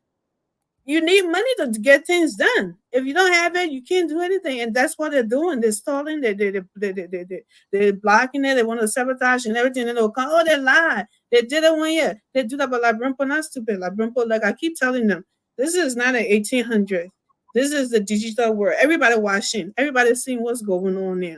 So that all that the thing that will come back and manipulate people's minds and do things, and then they come, they manipulate the Liberian people and lie to them like they used to do. It's not going to work this time, Nelson. Thank you. Thank you. Alfred, you want to come in just before we make our quick transition? You are muted, sir. You can hear me now? Yeah, we can hear you. Yeah, so what I want to say is that or the Speaker of the House will work. But then now let us see when he come back, what will be the idea that he is going to come up with. Because sometimes if you cannot solve the problem now, you take a step and then you found solution. Maybe he is trying to find solution so that he can try to bring it under control. But the question I wanted to ask here is that before they get to we will wear this t-shirt for 30 days, what happened? What really happened? Did he disagree with the lawmaker's decision, or was he saying something opposite to Yaka Koloba and his gang like decision, or all of them we are just wanted to disrupt because they have mouth to talk? Because I do not really listen to to the whole discussion, and we just watch the little video that you show us. Those that have really listened to the video from the beginning to the end, what the speaker said that went against them. Because all I heard them saying that we will wear the t-shirt for 30 days. Did he stop them from wearing the t-shirt? The thing here is, and I know you have a concern there, which is very important. But the thing here is, at this point, session is about to begin. Lawmakers are seated, and before you know it, agenda is being read and everything, like it's done with the Senate. Before you know it, the lawmakers started taking that. Some of them taking all that shit, wearing that orange t-shirt, and all of a sudden, the whole place turns out to be a very noisy environment. Everybody, I mean, saying one thing to another, because usually, before the actual session starts or in the midst of the session, unless where there's an issue on the floor where the lawmakers are going back and forth, they're debating and stuff like that, yeah, then it's allowed. But there should be some level of silence and, orderliness. Things should be orderly to some extent while the lawmakers go ahead. But when the place turned out noisy, speaker tried a bit, but he couldn't put the situation under control. Then it resulted to him getting out. But who decided the agenda of the meeting? Because sometimes too, the reading of the agenda of the meeting, I'm coming now. The reading of the agenda of the meeting may go against me. No, You don't think so? no, Alfred, Yes. the thing here is, agenda is not even the discussion now. Because war crimes code is not part of the agenda. That issue, that whole war crime code thing has been done and dusted ever since. But when they gather for a meeting, the first person that no, like you saw here, I'm coming, Alfred. I know you have some concerns here, right? But like you saw here, the Senate will do the same thing. The agenda is read, but given that today was the first day, the concentration mainly is on the special sitting, why they were called, why they're here, some of what they will be looking at with over the period. These are issues that basically the first day is about. Is more like setting the stage for the rest of the 30 days that the lawmakers are about to be here for. Yeah, so Nelson, what you say is true, but as I said before, these people just decided to bring distraction into this country to distract the president. Because while the president is thinking on something different, they are trying to distract the government. Because at the end of the day, if you are a lawmaker, you have to function in your position because they are there to speak on behalf of their own district. But then you standing there, instead of you speaking, advocating for your district, you are disrupting. I think that was wrong. As I said earlier, Yeke do not make a decision. He just go ahead by what the people say. And when he start the fight, all the other people will follow him, but they will say Yeke brave. Yeke is not brave because people supported him. So when you are supported to do something, you will do it because you have a backup. But if all of them do not back him, he wouldn't do it. Thank you. Thanks a lot, Alfred. Well, we are at a point in our country where premium is placed on accountability, respect for the rule of law, and all of that. Just today, the issue of about President Weah asset became a major discussion. Liberians have been very concerned about that. How much the president came to power with? How much did he leave power with? And all of that. But again, I want us to go deep into this asset declaration, not asset recovery now at this point, but asset declaration. Folks, are we seeing anything different now from what we saw under the CDC when it comes to asset declaration? It's been a little over 2 months. Is there anything different now when it comes to asset declaration under the Unity Party administration comparing to what we saw under the CDC? If yes, why? I mean, what are those things? I mean, we're about to take the conversation to another level, but let's start from here. Let's start with you, Bila, and then we're going to move to the rest of the team. Well, thank you. The issue about asset declaration, firstly, before I give my input or opinion on how I see it like under the Walker administration and that of the Weah administration, the issue about asset declaration is to show what you come with in government and to show what you're living with. But the honesty surrounding asset declaration has been an issue over the past period of time, drained from Mr. Weah, who desperately lied to us about his asset. And you could see the FIQ term interval among place on things that has to do with what of assets could clearly show that Mr. Weah lied to her. Can we But the question is, what is the question is, what are some of the changes, or is there any change from Mr. Weah to Braga? I want to honestly say I'm not seeing a lot of changes in terms of people being honest with us. Yeah, you could say there are some progress made under Mr. Braga, and those progress was not made under Mr. Weah. But again, if you have the arrowhead, like you, for example, you the host on this late night politics show, right? And you come on the platform, you lay a rule, and you go by that rule every day. And we as fellow panelists, we are not going by that rule to show some level of example or to respect that particular law. There's a problem. What do I mean by that? We have the president have already declared assets, and we have other various ministers and other people who obligated to declare their assets for Liberian people to know what they have they come into government with. They are not doing it.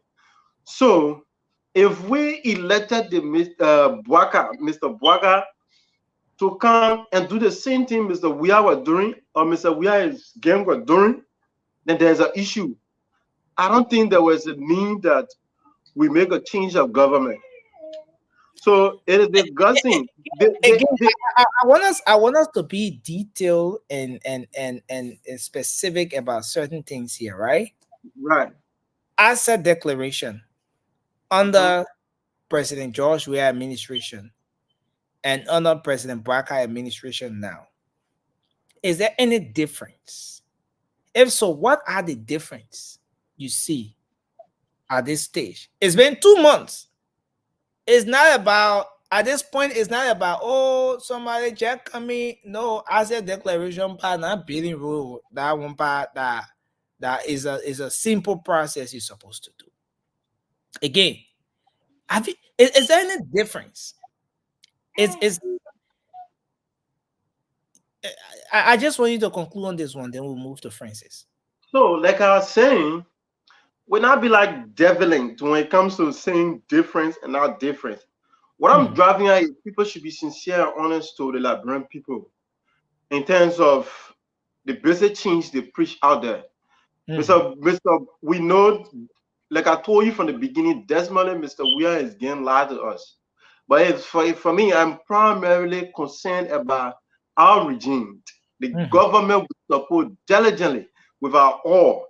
And seeing a lot of young people into government and not taking the part of Mr. Braga, it is alarming. And I think we should more of pay concern to these things, because if we are to have a ground to say, yes, our government did this, our government is the best, I think these are places that we should be coming from as a government. So I'm not seeing the kind of impressive difference that we should be seeing as a supporter of the government. So that's my point, because more ministers are not coming into government by declaring that. As if they declare, it is in the dark skin that Mr. We are there and you are put up by your by spoon today. So if you are honest with the people and come with some level of integrity, declare your asset, let know where you come into government with. So we could not have the black dot on you when you leave in government. Thank you. Let's hear from you, not Afra, but Francis. Yeah, man. I think it's worse on President Barker for a simple fact that he campaigned on, let's say, integrity and everything. He openly stated that he was going to declare the asset and make it public. There are two types of betrayal. If the person that you expect to betray you, when they betray you, you expected it. But the person that you did not expect to betray you, when that person does betray you, it's kind of, it hurt. Because we came on here. I'm not a unity partisan, but because, I still don't regret my decision of campaigning for the opposition. Anybody that I always state, anybody other than George Weah is better for Liberia. But when you come in and betray the trust of the people, you are worse than the president. We expect George Weah to steal. We already know they were criminals. That's why the asset recovery team is working. Let him do that work. But JMB, up to now, he hasn't published his asset. You see, we sit here and say, oh, George Weah did not declare asset until I think July, after he built all his condominiums and things like that, so he can put them on his asset to say this, that, and the other. But what happens if President Barker is doing the same thing right now? What if Finance Minister Burma Kamara is doing the same thing? Senator Amara Kane, all those people are doing the same thing right now. They haven't declared an asset yet before they will even make it public. But they didn't campaign on making the asset public. President Barker is the one. And he also said his government will be corruption-free. So if you are planning on making a government corruption-free, what happened to all of your appointees? Why have they all not declared an asset yet? This thing about asset declaration is not something that's optional. Right. It's something that is mandatory by law, is required. And the very law says before taking office. Exactly. Before taking office. Now, if we were to go by that before taking office, asset declaration before taking office, what would be your fair evaluation of this administration? I'm telling you, then I would say, for lack of better word, they are scamming the Liberian people, because it's scary. I'm one that usually say President Barker is our last bus stop. I always say he should be like the Nelson Mandela of South Africa, but he's probably going to do the same thing everybody else been doing. Our country will suffer for it, because the things that you say you will do, that you have the power to do, you don't do it. Then the things that, other difficult things, when you have the guts to do it, if you're going to be a one-term president, why should you care?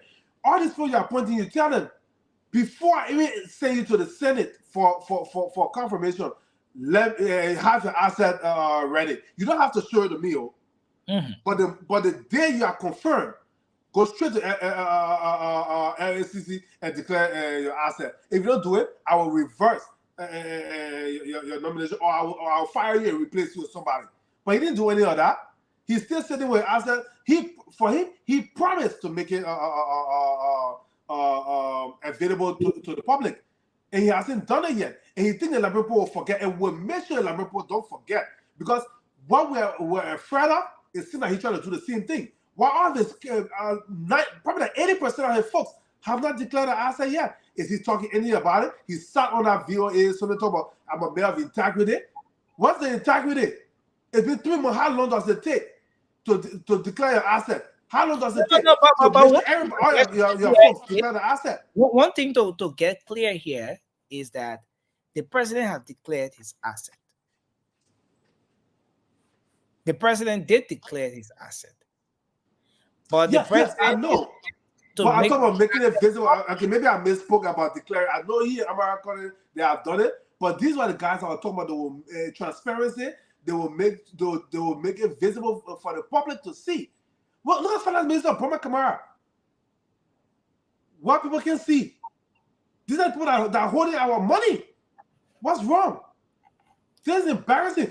Because when they leave, at least when they leave, let the next government that coming after this say, you know what? I'm not going to play with it like report thing, because they set the foundation on declaration.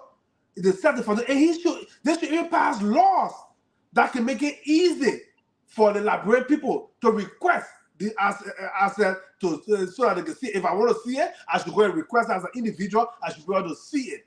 They should make it easy, so that when people coming in, they know I'm going over there. I better be ready. Because I'm not going to talk about George Weah. George Weah, he will get in trouble with American people. And there's so much things he lie about in the U.S. about child support and things like that. And he said he didn't have money, but now they say he multi-billionaire and stuff like that. All these things will come and haunt him. But I'm not talking about George Weah. We expect these things for George Weah and folks. But what we did not expect from President Braga that he's doing now, that is ridiculous and that is betrayal. And he better get it right.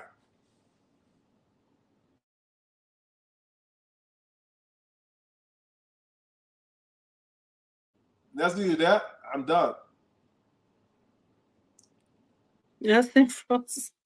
Yeah. Alfred, you go ahead, Alfred. He's sitting there like he was with us. You guys can hear me?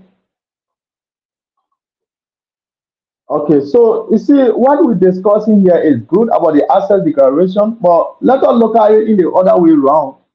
If even you declare your asset, if you still want to invest, so this folks, they can still invest, so they can still put the property in other people's names. So what I'm thinking on here is, we just think that these people should do the right thing. These people should just do the right thing for the Liberian people. Because I may come to you and declare my asset and say, oh, this is what I have, this is what I have. And then everybody may see that I may invest and put it in my brother's name, my sister's name, in the other people's name. You may not found that because why? It's already in somebody else's name.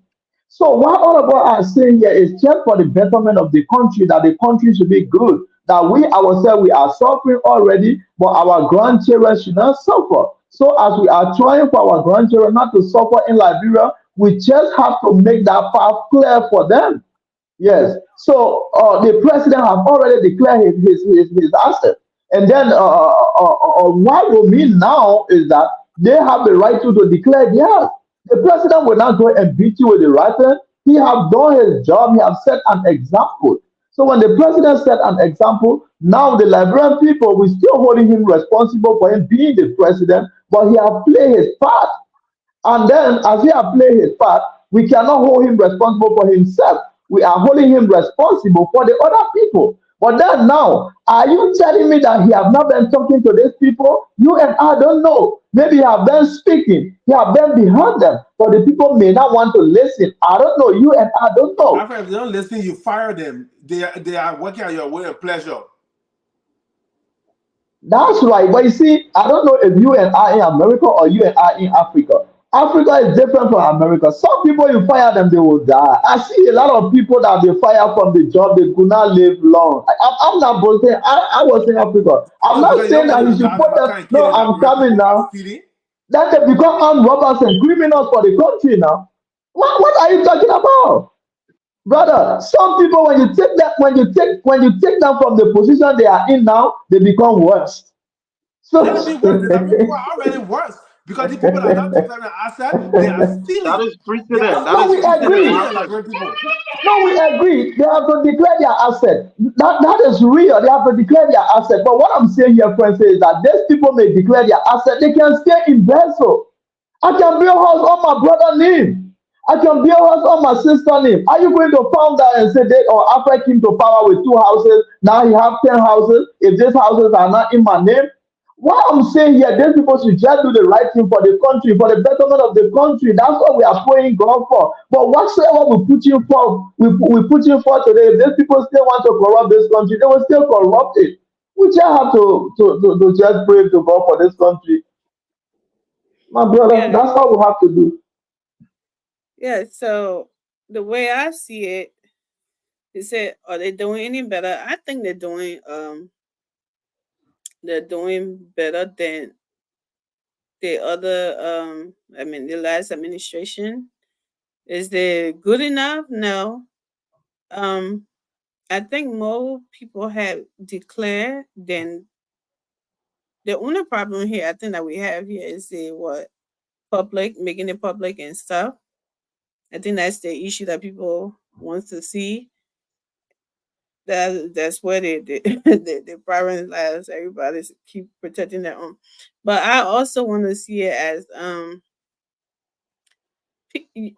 you calling Burma Kamara's name. Sometimes we need to be practical. Okay, yes, that is the law. We agree to it.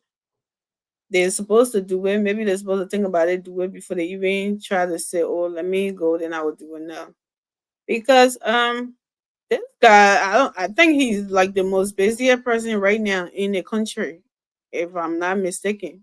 Burma Kamara, right?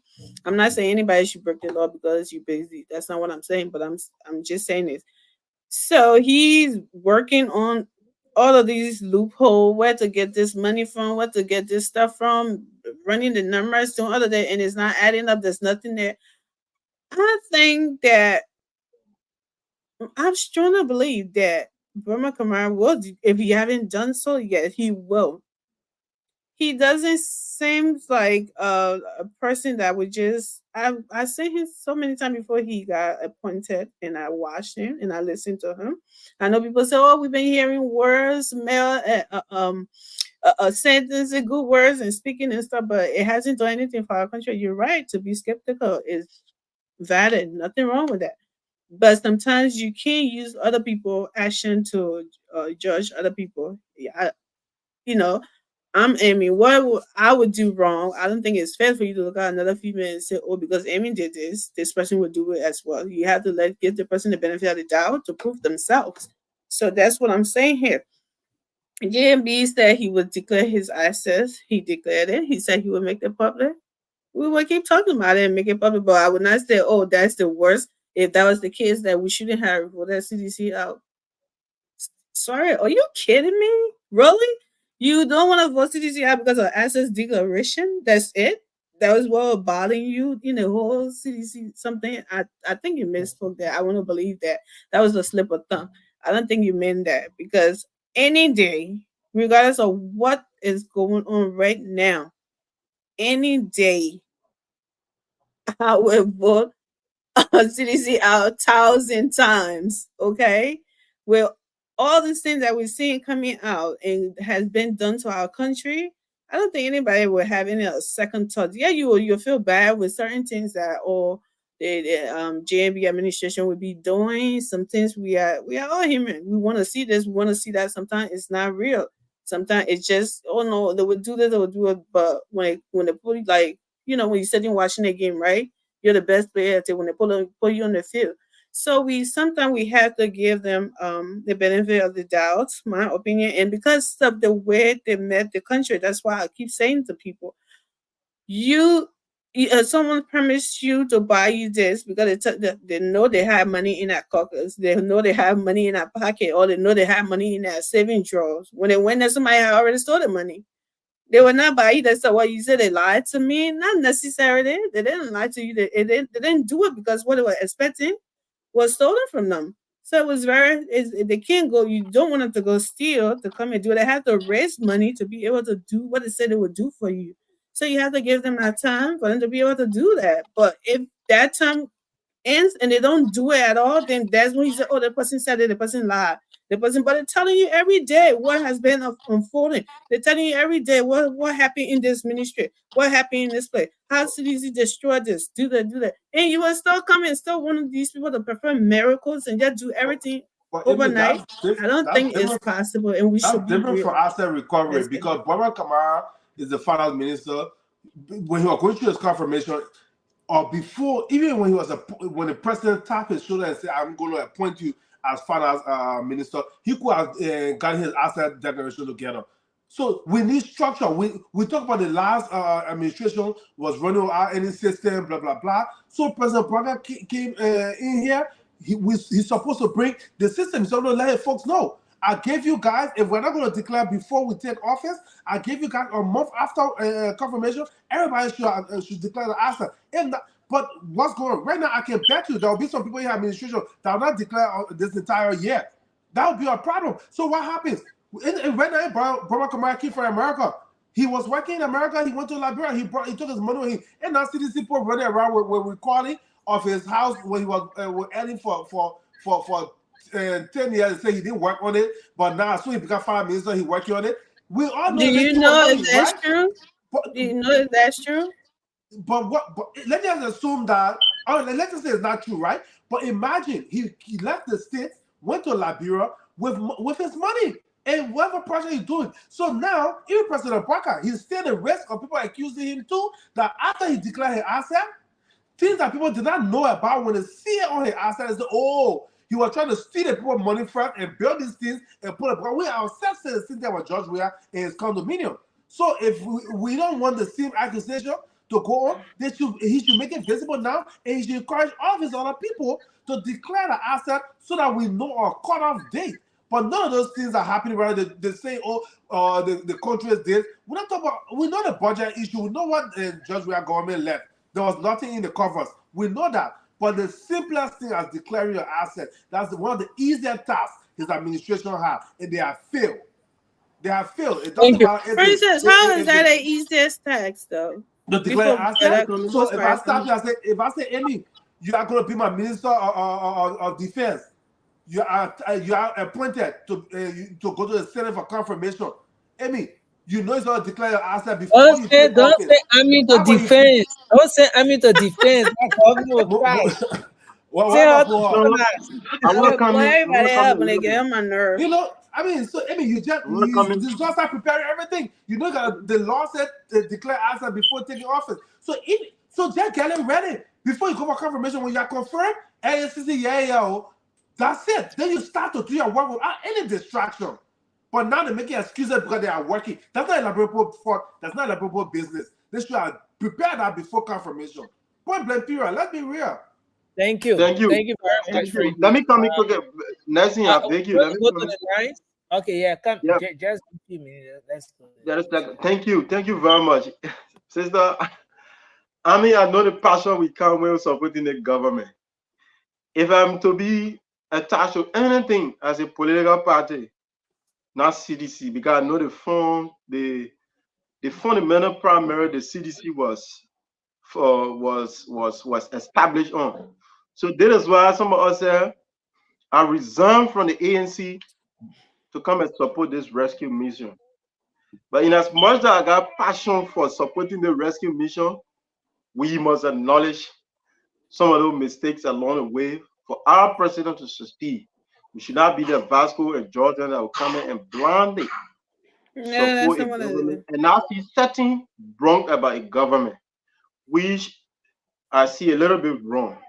I know you passionately and everyone on the platform supported the rescue mission without wanting to get anything in return, but to see a better Liberia. So that is the Liberia that we are talking about today. Yeah, I acknowledge the fact that the finance minister has so lot of responsibility. But like Francis said, they said before entering office, the law is very clear. So if you know you come into government, I think that should be one of the first priority that you should put in order and ensuring that you get it done. So for you to not have people blaming you out there that you come to government, we don't know what you have. So the finance minister or whosoever in various ministry, you guys should see it necessary, declare, if publicly, if possibly, I mean, for the sake of transparency and integrity, I mean, the law doesn't compare you to public. Public, let them know what's up. And so it should not be like the Mr. We are case today. So that's why I wanted to scratch on before we go to line. I mean, I see the comment section, people saying, oh, the president is not required to. I know the president is not required to make it public, but he ran on it. And because he claimed to be a man of integrity, a man of his word, that's why I'm not asking any of the other people to publish that stuff. Let them just declare, but the president ran on and your own viewer say he will make it public. So I'm not saying he's required to, but because he says he's a man of integrity, so we'll hold him to that account. That's all I'm saying. So and that would give us more grounds to match the CDC. So what I was saying is that you said if that was the thing, then we shouldn't have voted. We shouldn't have changed government. That was a statement I was referring No, I to. didn't say I didn't attach it to. You shouldn't criticize the government. No, that's not what I'm saying. No, I didn't attach it to the asset declaration things. I said if some of those wrongdoings was some of the reason we took the CDC out, that the death money carry our country into the hole, then there was no reason. If those things continue to happen, there was no reason to take the CDC from there. That's what I said. No, I cannot attach that to any asset declaration. What? Okay, so let's take few calls now. Please call that number WhatsApp only. Don't place a direct call to that number because you will not go through. Only WhatsApp calls. So we take few calls and then let's hear what our folks out there think. Now, but one thing I'm seeing, I don't know how many of you have taken notice of this, is there have been some engagements. Okay, so let me ask the question this way. How would any of you here take it if, and I mean just if, Henry Costa was to return to the Unity Party today and say, I'm sorry for everything that ever happened. You know, we've been in this rescue struggle for some time. Things do happen, and every individual is subject to making mistakes. I realize my wrongs, and I want to be a prodigal son of the rescue mission. What do you think?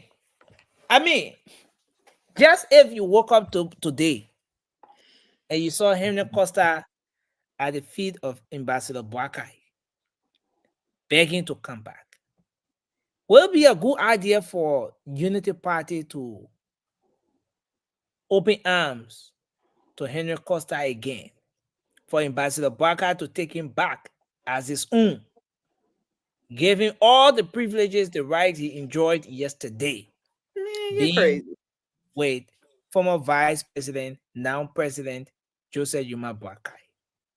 Let's hear your thoughts on this one. Let's start with you. Let's start with you, Amy. I didn't realize my mic was open. Did you hear me calling you crazy?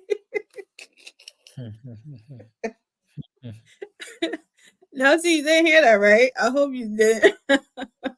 But yeah, Nelson, I understand what you're trying to do, right? I mean, it's good to forgive. We are all human. We go wrong sometimes, but I don't think the good Lord told us to forgive and then try to bring that person back closer in that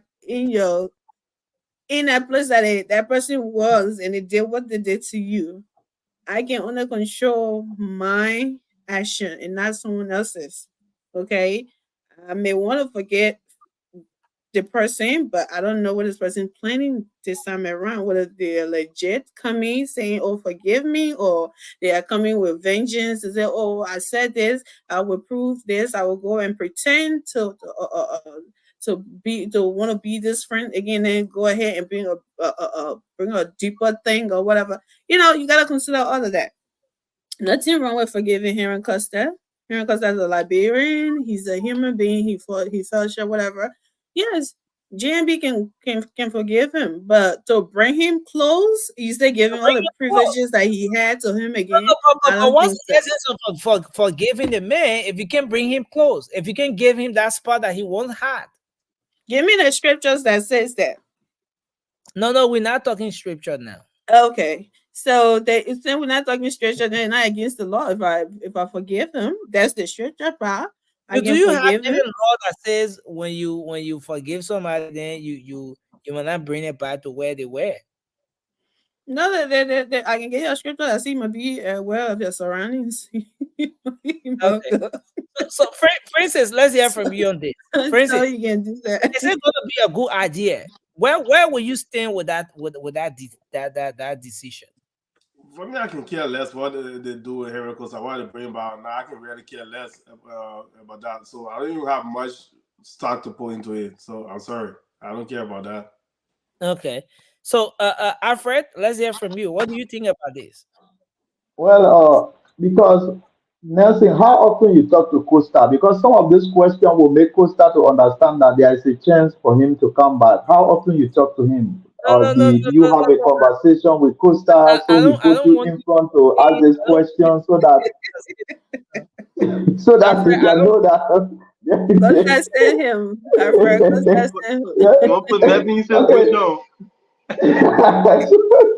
Yeah, because you see, Costa have lost his right because now with all what he has said, or he may be forgiven, but he may not be trusted. I will not trust him neither because I do not know what will be his aim and his objective when he come back for the second round. Because when he come again and know much about me, he have more time to talk about me. So at this time when he come, I'm not going to be closer to him. Neither it will make him my best friend because the more he know about me, the more he expose me out there. So for him coming back, he's a Liberian, he can come, but for him to get the same power, the same right he had before, But I again, think Alfred, I will ask you this question again. What's the essence of forgiving the man if you can give him that spot back? you can listen. The essence of forgiveness is not to receive, but for you to be forgiving. Exactly. Yes, Nelson. when you say God forgive me, you just want to be forgiven. If God have mercy on you and say, "Oh, after I forgive you, but here is your blessing," that is unto Him. But to be forgiven is to take that burden from your head and say, "Forgive me." If even look at the son came to his father. He said, "If even you do not consider me as your son anymore, but all I want for you to forgive me." So if Costa Exactly. can let him come. If we security, we can give it to him any other position, maybe. Who knows? I'm not making decision. But I think Costa is not even the topic at this moment because he have already disowned his own family, which is Joseph Walker. So now he gone his way. So I think let him enjoy what he is enjoying there. Thank you. Let's hear from you, Swari. Thank you. For me, I want to a little bit go the religious way. Um, for me, I'm a Muslim man, and Surah to Insan talk about. I just read the interpretation. It says for those to be forgiven should stand in a better chance to gain the church of God. So if Mr. Costa is to be forgiven, don't forget to know that there is a man who, and let me acknowledge few things before we go forward. Nobody can erase the fact that Mr. Costa is a tools, has been his tools in the trends of Liberian politics. And Mr. Costa has that prowess, that intellectual ability, and there's certain things you can take from him. But again, don't also forget to know. They can always say, forgive but not forget.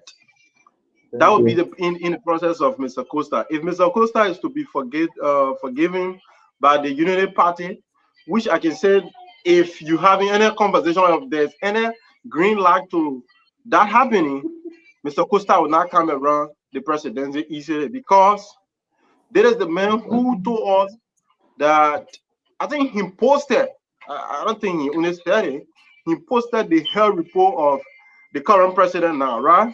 So if you are bringing such a He man promoted, back, he promoted the current president for several months. he Several did, months. and Promoted. And he went because the issue about confidentiality as well in the processes should be acknowledged. Next thing, maybe you can go local here, we disagree, and maybe I'm not on the spoon stuff, but there's certain information about you I should not put out there because I got disagreement with you, right? In the name of politics, right? But that is how like Brimpo understood politics and how they run it. So the issue about George at certain level will not be given to Costa. Costa will not even be a third party man when coming back to the Unity Party. So he must stand like I put that particular verse. He must stand in a position where he will gain that, he will regain that trust back, and that is the process that which I think Mr. Costa going to go through. So if the Unity Party wanted to forgive him, for me, I see that as politics in the sense of Liberia, they can forgive him and give him that close distance by giving the trust that he has to gain from the Unity Thanks a Party. lot. Thanks a lot. Exactly. Let's go to the lines and take some You have calls to now. work for that proximity. You can't just come in and just hand it over to you. Folks out there, you can That's call. true. Folks out there can call us now and have their say on this issue. You know, and this is important. Okay, so the number is already on the screen. Let's take our first call here. Please call only on WhatsApp, please. Hello, you're live. Your name and where you call from? Hey, how's it going, Nathan? I'm Jared. I'm calling from Maryland, USA. Okay, let's hear you. Yeah. Concerning the issue of Heron Costa, man. Like for me, I think I think Heron Costa have been forgiven a long time. But the thing is, coming around the Unity Party government, I don't think it's necessary because this is a man that he said a lot of negative thing about president today, and then now coming around, it just seems to be like he's just coming around because he want to just find his way through so he can gather more information, and then next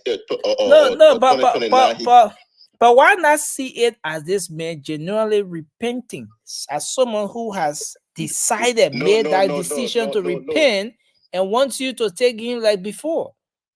No, Nelson. Heron Costa is a hypocrite, bro. He is a hypocrite.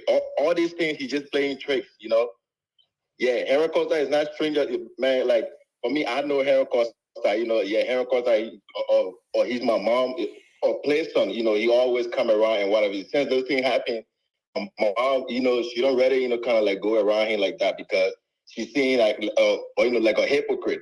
Even, everyone know that, he was down for Joseph Broca before, but now CDC are influencing, they have polluted his mind. So right now, for Heron Costa to be trusted, nah. But can you agree that Henry Costa have lowered his interaction with the CDC over the time? He's not seeing in the public or too much into the CDC thing that we saw during the election. Isn't that sign that he has repented and he deserves the earnest forgiveness? I mean, we're not sure right now. The only reason why he's not affiliating himself with the CDC or with CDC is because they are not in power right now. I feel that there's the trick that he's trying to, low key, he's communicating with these people. Low key, Heron Costa is communicating with these people, especially George Weah. Thank you. And trust me, 2029, Heron Costa going to be tough. If he make it way through the Unity Party and then maybe he sees some fault in it, it's going to be bad for Unity Party 2029. So I advise the president, everyone needs to be forgiven. We all forgive him. Me, I forgive him. Yeah, Unity Party forgive him. But coming around our government, like right now with all these things going around, he's just going to pollute it. Thank you. Yeah, so that's my point. Thank you very much. Thanks for your input. So we take a few more calls and then we wrap up. The WhatsApp number is on the screen. You can call and make your contribution. A few things we touched on. Let's take this person. Please call only on WhatsApp. Don't place a direct call to this number. Hello. Hello? Yeah, hello. You're live. Your name and where you call from? Yes. Is this the late night politics? Yeah, this is a late night show. You're live. Okay, yeah. I'm trying to come in. My name is Martha. Can you lower the volume of your TV or whatever you're using to monitor the show? Mother Doke, I'm just calling to give my late input. I know I was one of Henry Costa's strong supporter, but what he did, nobody can trust him. He will never be trusted. Just imagine my 7 years old son, grandson, when I explained to him the money, Grandma, was he serious? So it's hard. He can be forgiven. Everybody has the right to be forgiven, but not to bring you close to me. Never. Wow. Never. What's the essence of forgiving the man if you can't bring the man close to you anymore? Why then are you forgiving him? If you can't give him the spot he once had. Next you can forgive somebody, but it doesn't mean that you bring them closer to them. My tribal people, they had a saying that first, in fact, even everybody can say first food is a fool, but the second food is not a fool. It's a damn fool. I mean, my uncle used to use it. But if I forgive you, you harm me for the first time, and then I forgive you to come close to me again, then that's what will be my death. And Thank everything that Costa did, nobody can forgive you. Will forgive me, we can bring closer to us. Thank you. But I'm not saying, but we are supporting the party, but no. It's a no game. Thank you. Is forgiven. Thank you. Thank you very much for your input, man. Thanks a lot. And this is important. Lane Lackball says, and I'm gonna highlight that comment. He said, it's good to keep your friends close and your enemies closer. It's good to keep your look. You really don't believe that stuff. a lot of people think that bringing this man closer bringing this man closer will put him in a position where he wants to prove more. He wants to gain your trust. He wants to gain. Absolutely not. Because even if he doesn't hear any sensitive information, he will lie and say he heard sensitive information. He's a liar. Yeah. He was in the inner circle. He can make stuff up because people say he was in the inner circle. So you don't keep him closer. He's a liar. Let's take this person. Hello, you're alive? Good morning, Nelson. How are you? Yeah, Godwin, let's hear you, sir. You're live on the show.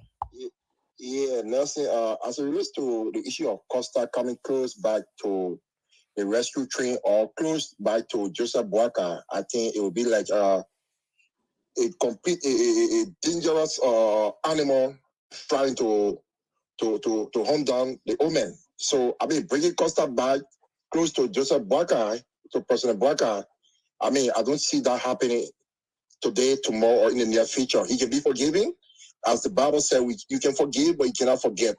Costa has messed himself up very, very early.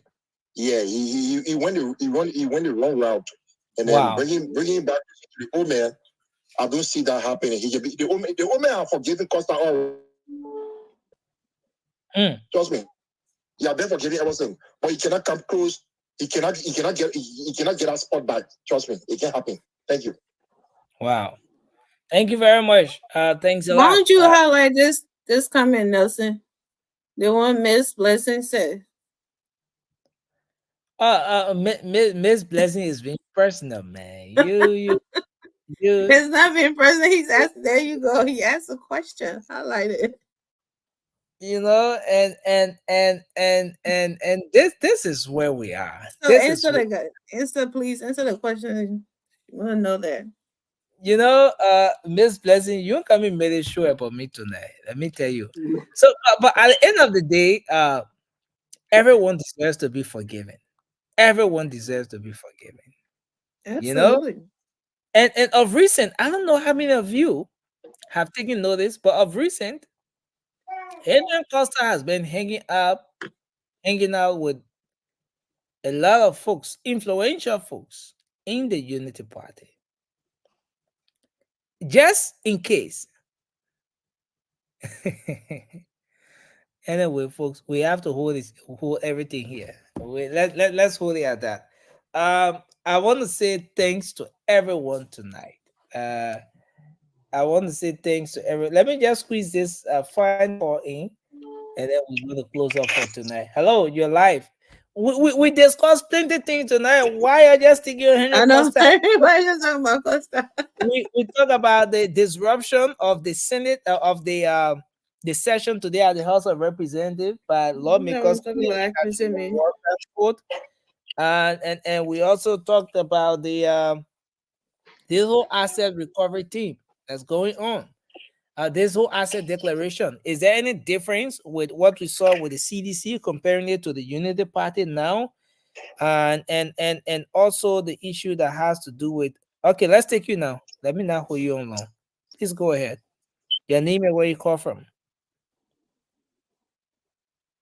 Hello. Hello, Nelson. Yeah, hello, you're live. Let's hear you, sir. Oh, I'm alive. Okay. My name is just Thomas. Okay, let's hear your take on the issues. Yeah, my thing is about Henry Kosso going back to Ome Boaga. Like, you know, the thing Henry Kosso started, he want to end it up. Maybe if Boaga ready to die, he should accept Costa. He can forgive him. But when the man, somebody want to kill you from the beginning, and then they didn't do what they wanted to do, when you forgive them, you don't bring them close to you anymore. No wise man will bring anybody close to them again. Because Costa was all around there talking, making seditions, all jumping around. You went close to your enemies. How the hell are you going to bring your enemies close by your side? The man's are enemies. Let him go. Let him go. You can forgive. But remember, before you call this man an enemy, remember, this is someone who was so close to the president now. Close like a son. Yeah. Very, very close. Very close. And he abused that. That's it. That's it. Day before yesterday was Good Friday. Yeah. Do you remember the story about Jesus? Judas. I know you can read Judas as Carol. Okay. All right. So the one that close to you is the one that kill you faster. And the one that close to you most times have your back. The one that a close door neighbor is better than a faraway relative. That's it. That's the way you're playing. I got your back. If I saw that Nelson is my brother, I would never betray the trust of my brother. I don't care what we do. Because okay, let me tell you, the way this guy showed Jesus for a piece of silver. Costa could sell only vodka to sedition. Little bit of dialogue. These are good. Costa said money that what you use. Costa told the library people. He said he's looking for money. And you know, they're like the American people in Donald Trump. Donald Trump told the Republicans, if I'm done with the Republican Party, nobody will ever want to vote for it. Thank you. People, y'all not bring me Costa came to CDC. He talked all kind of things. He said Joseph Boaga going to die the following month before July. Yeah, today is April 10th. Thank you. I mean, so. You can't trust that kind of man. Men that Costa, you can forget it, but you never trust him. Thank you. So we're gonna come back now to do our closing. And Emmy, you want to start, or we start with Peter? Yeah, Nelson. Thank you. Nelson, you keep saying, "Oh, he was once close." Well, no one drove him away. He got up and left and started and got on the attack. So it's not like he was close and somebody doing it and they were ungrateful to him. So stop saying that. And just because someone was close to you before doesn't mean that they can and they betray you the first time doesn't mean that they can't do it again. You may have a soft spot and want to forgive that person and say, "Oh yeah, there's something." But like everyone already said, you don't know what that person is planning. He has to work for that trust again. You can't just take it and put on a platter of gold and give it to him when he threw it away. You can't do that. And I hope that's not what you do. I need to keep an eye on you now. So because you will be in plenty of trouble. That's why Miss Blessing asked you that question. We still need an answer to it. So yeah, thank you guys. We are praying. We are hoping and praying for our country. And we hope everyone, right, will pray and put it politics aside. When the election is over, it's over. let's pray for our country to do better. If a country does bad, trust me, everybody going down. You may not be there, but you somehow have some kind of relatives there, and you should be concerned. Not just wanting one person to do well when they're doing well. Oh, this person I like not dead anymore, so let the country burn down to ashes. We should stop that. We should start to have love for our country and rather be caring about our country than individuals that sit in their mansion and call themselves president. We need to get away from that as Liberian people and start fighting the sabotage and do everything and whatever and brainwash. And I know I trust my Liberian people.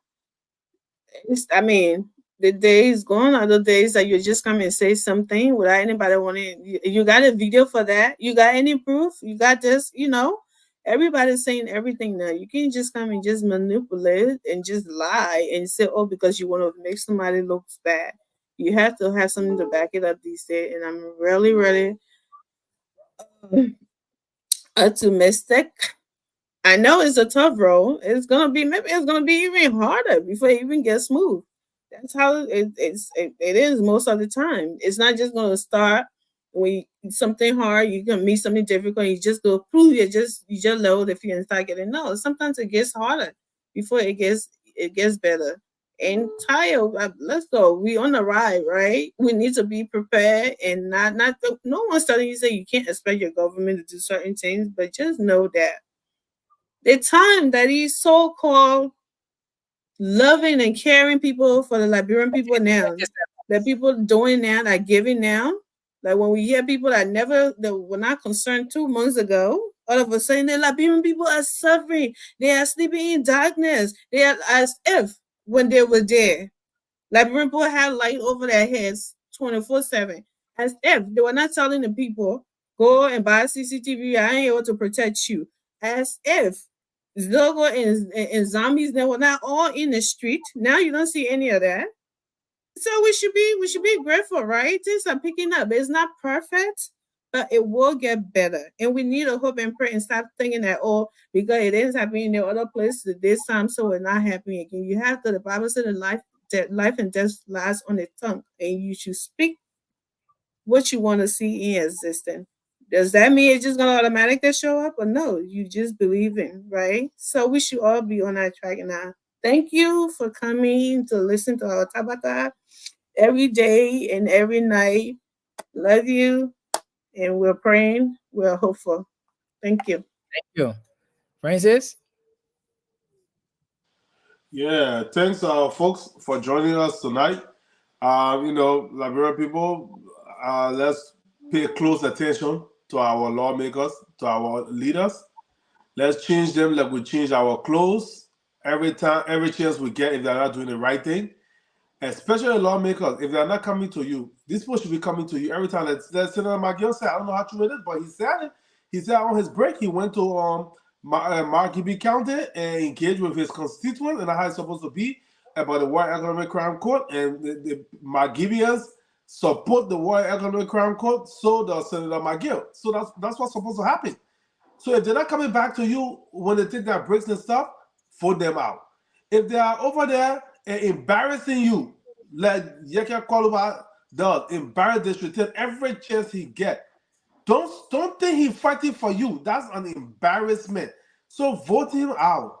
These people get paid way too much money to not be doing the work of the Liberian people. You see, I mean, we are here criticizing this government because we want to see them do better, but they inherit a mess. So it's going to be a tough climb.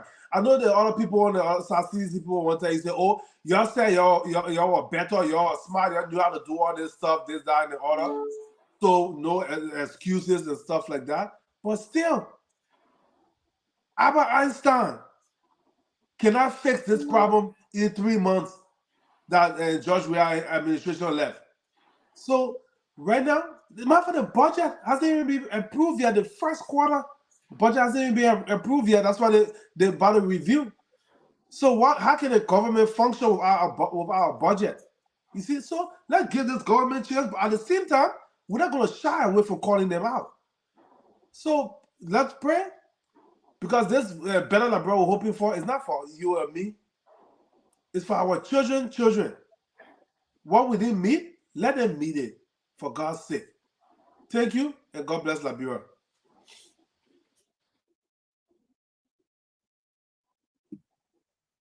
Sorry? Thank you so much. It was a great show. Thanks to all of the caller. Thanks to my fellow panelists for their well-meaning analysis on basic issue. We talk about the asset declaration. We talk about the disruptive behavior of those lawmakers that claiming to be advocate for worker code and not looking at the basic issue that Liberian people are faced with now. And Mr. Costa in a jiffy.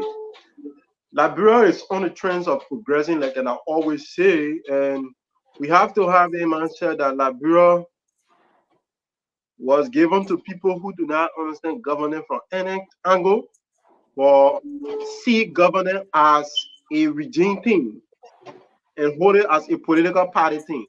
So for Mr. Bwaka to get that kind of trends of putting the country on that path, they're gonna take a chance. Liberians should understand that Liberia will progress, Liberia will get back to its course with this president. And as much that we acknowledge and support the government, we're going to point out the basis fact, the basis critical analysis that we think government officials should do better to not undermine this president. Because if we want for this president to succeed and see all of his successes, we should always put you guys on the line. It was a great show. Thanks to all of our followers, the viewer, whosoever that contributing towards this show in a positive way. Let's keep doing this to strengthen the conversation so as to getting Liberia on the positive trends. Thank you very much, Nation, for having us tonight as well. Yes, thank you very much. Thank you very much, Swari, for that wonderful closing. But I want to pull the photo up. I want to pull a photo up quickly. Let's hope we can do this very quick. But our guy Jerry Nyimpa is celebrating his birthday today. Happy birthday to Jerry Yimpa. He wanted to come on the show. He had love, but he couldn't make it. And he said, is he back in South Korea? No, he's in Liberia. Jerry's so. still in Liberia. Jerry's still in Liberia. Oh, okay. Yeah, he's still here in Liberia. So Jerry, we wish you a happy birthday as you celebrate. Happy birthday, Jerry. Celebrating his 40th Happy birthday, Comrade Petra. The man is 40 years. I heard a man in money. I heard a man in money on UKFN. So happy birthday. Happy birthday. I was like, wow. So I want you guys to take a look at this. Can you guys see that photo? Oh, Delon and William. Who would have ever imagined at $100 million man with 20 million injuries? Who would have ever imagined that these two will be top political rivals today? Who would have ever imagined that? Me. You know? The guy has always been a bluffer, dude. See the guy sitting. And you know, that's it. But again, we want to say thanks to everyone here tonight. Today, Charisma was confirmed. Congratulations to Charisma. And you need to serve. The late national property. Congratulations, dear. The late national what? Alfred, where is Alfred Konowa? The guy should have come up here. Nothing about Sheikh Sharif. Sheikh Sharif nomination doesn't require okay, not confirmation, right? Okay. Confirmation, yeah. So Charisma was confirmed along with about 20 other individuals, a little over 20 persons, presidential nominees. They were all confirmed today. Congratulations to her. Yep. And Alfred Konowat's daughter's birthday is today. Happy birthday to her. She's celebrating. The guy said he was coming on the show to wish. Imagine the guy's daughter's birthday. Wow. Happy birthday, darling. He Happy birthday, princess. narrowly escaped the entire birthday. But a Wish happy you all the birthday. best. Don't be brutal like your father, Lee Kuan Yew. Don't be like Lee Kuan Yew. But we want to wish a happy birthday in a very special way to celebrate a special day today. And then this very final one here, I want to Very, send very silly. a special birthday greeting to wow.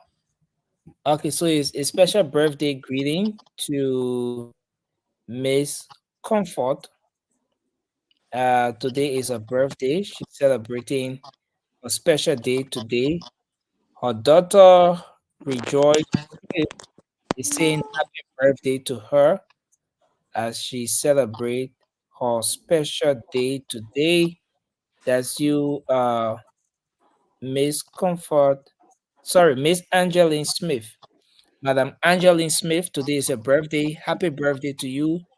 We wish you all the best as you celebrate your natal day today.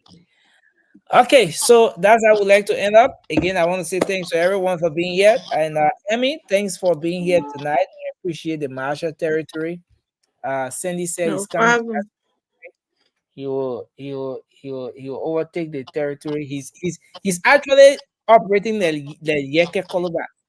He's building an alliance with friends to gradually overtake you from that territory. You gotta keep your eyes up. Impossible.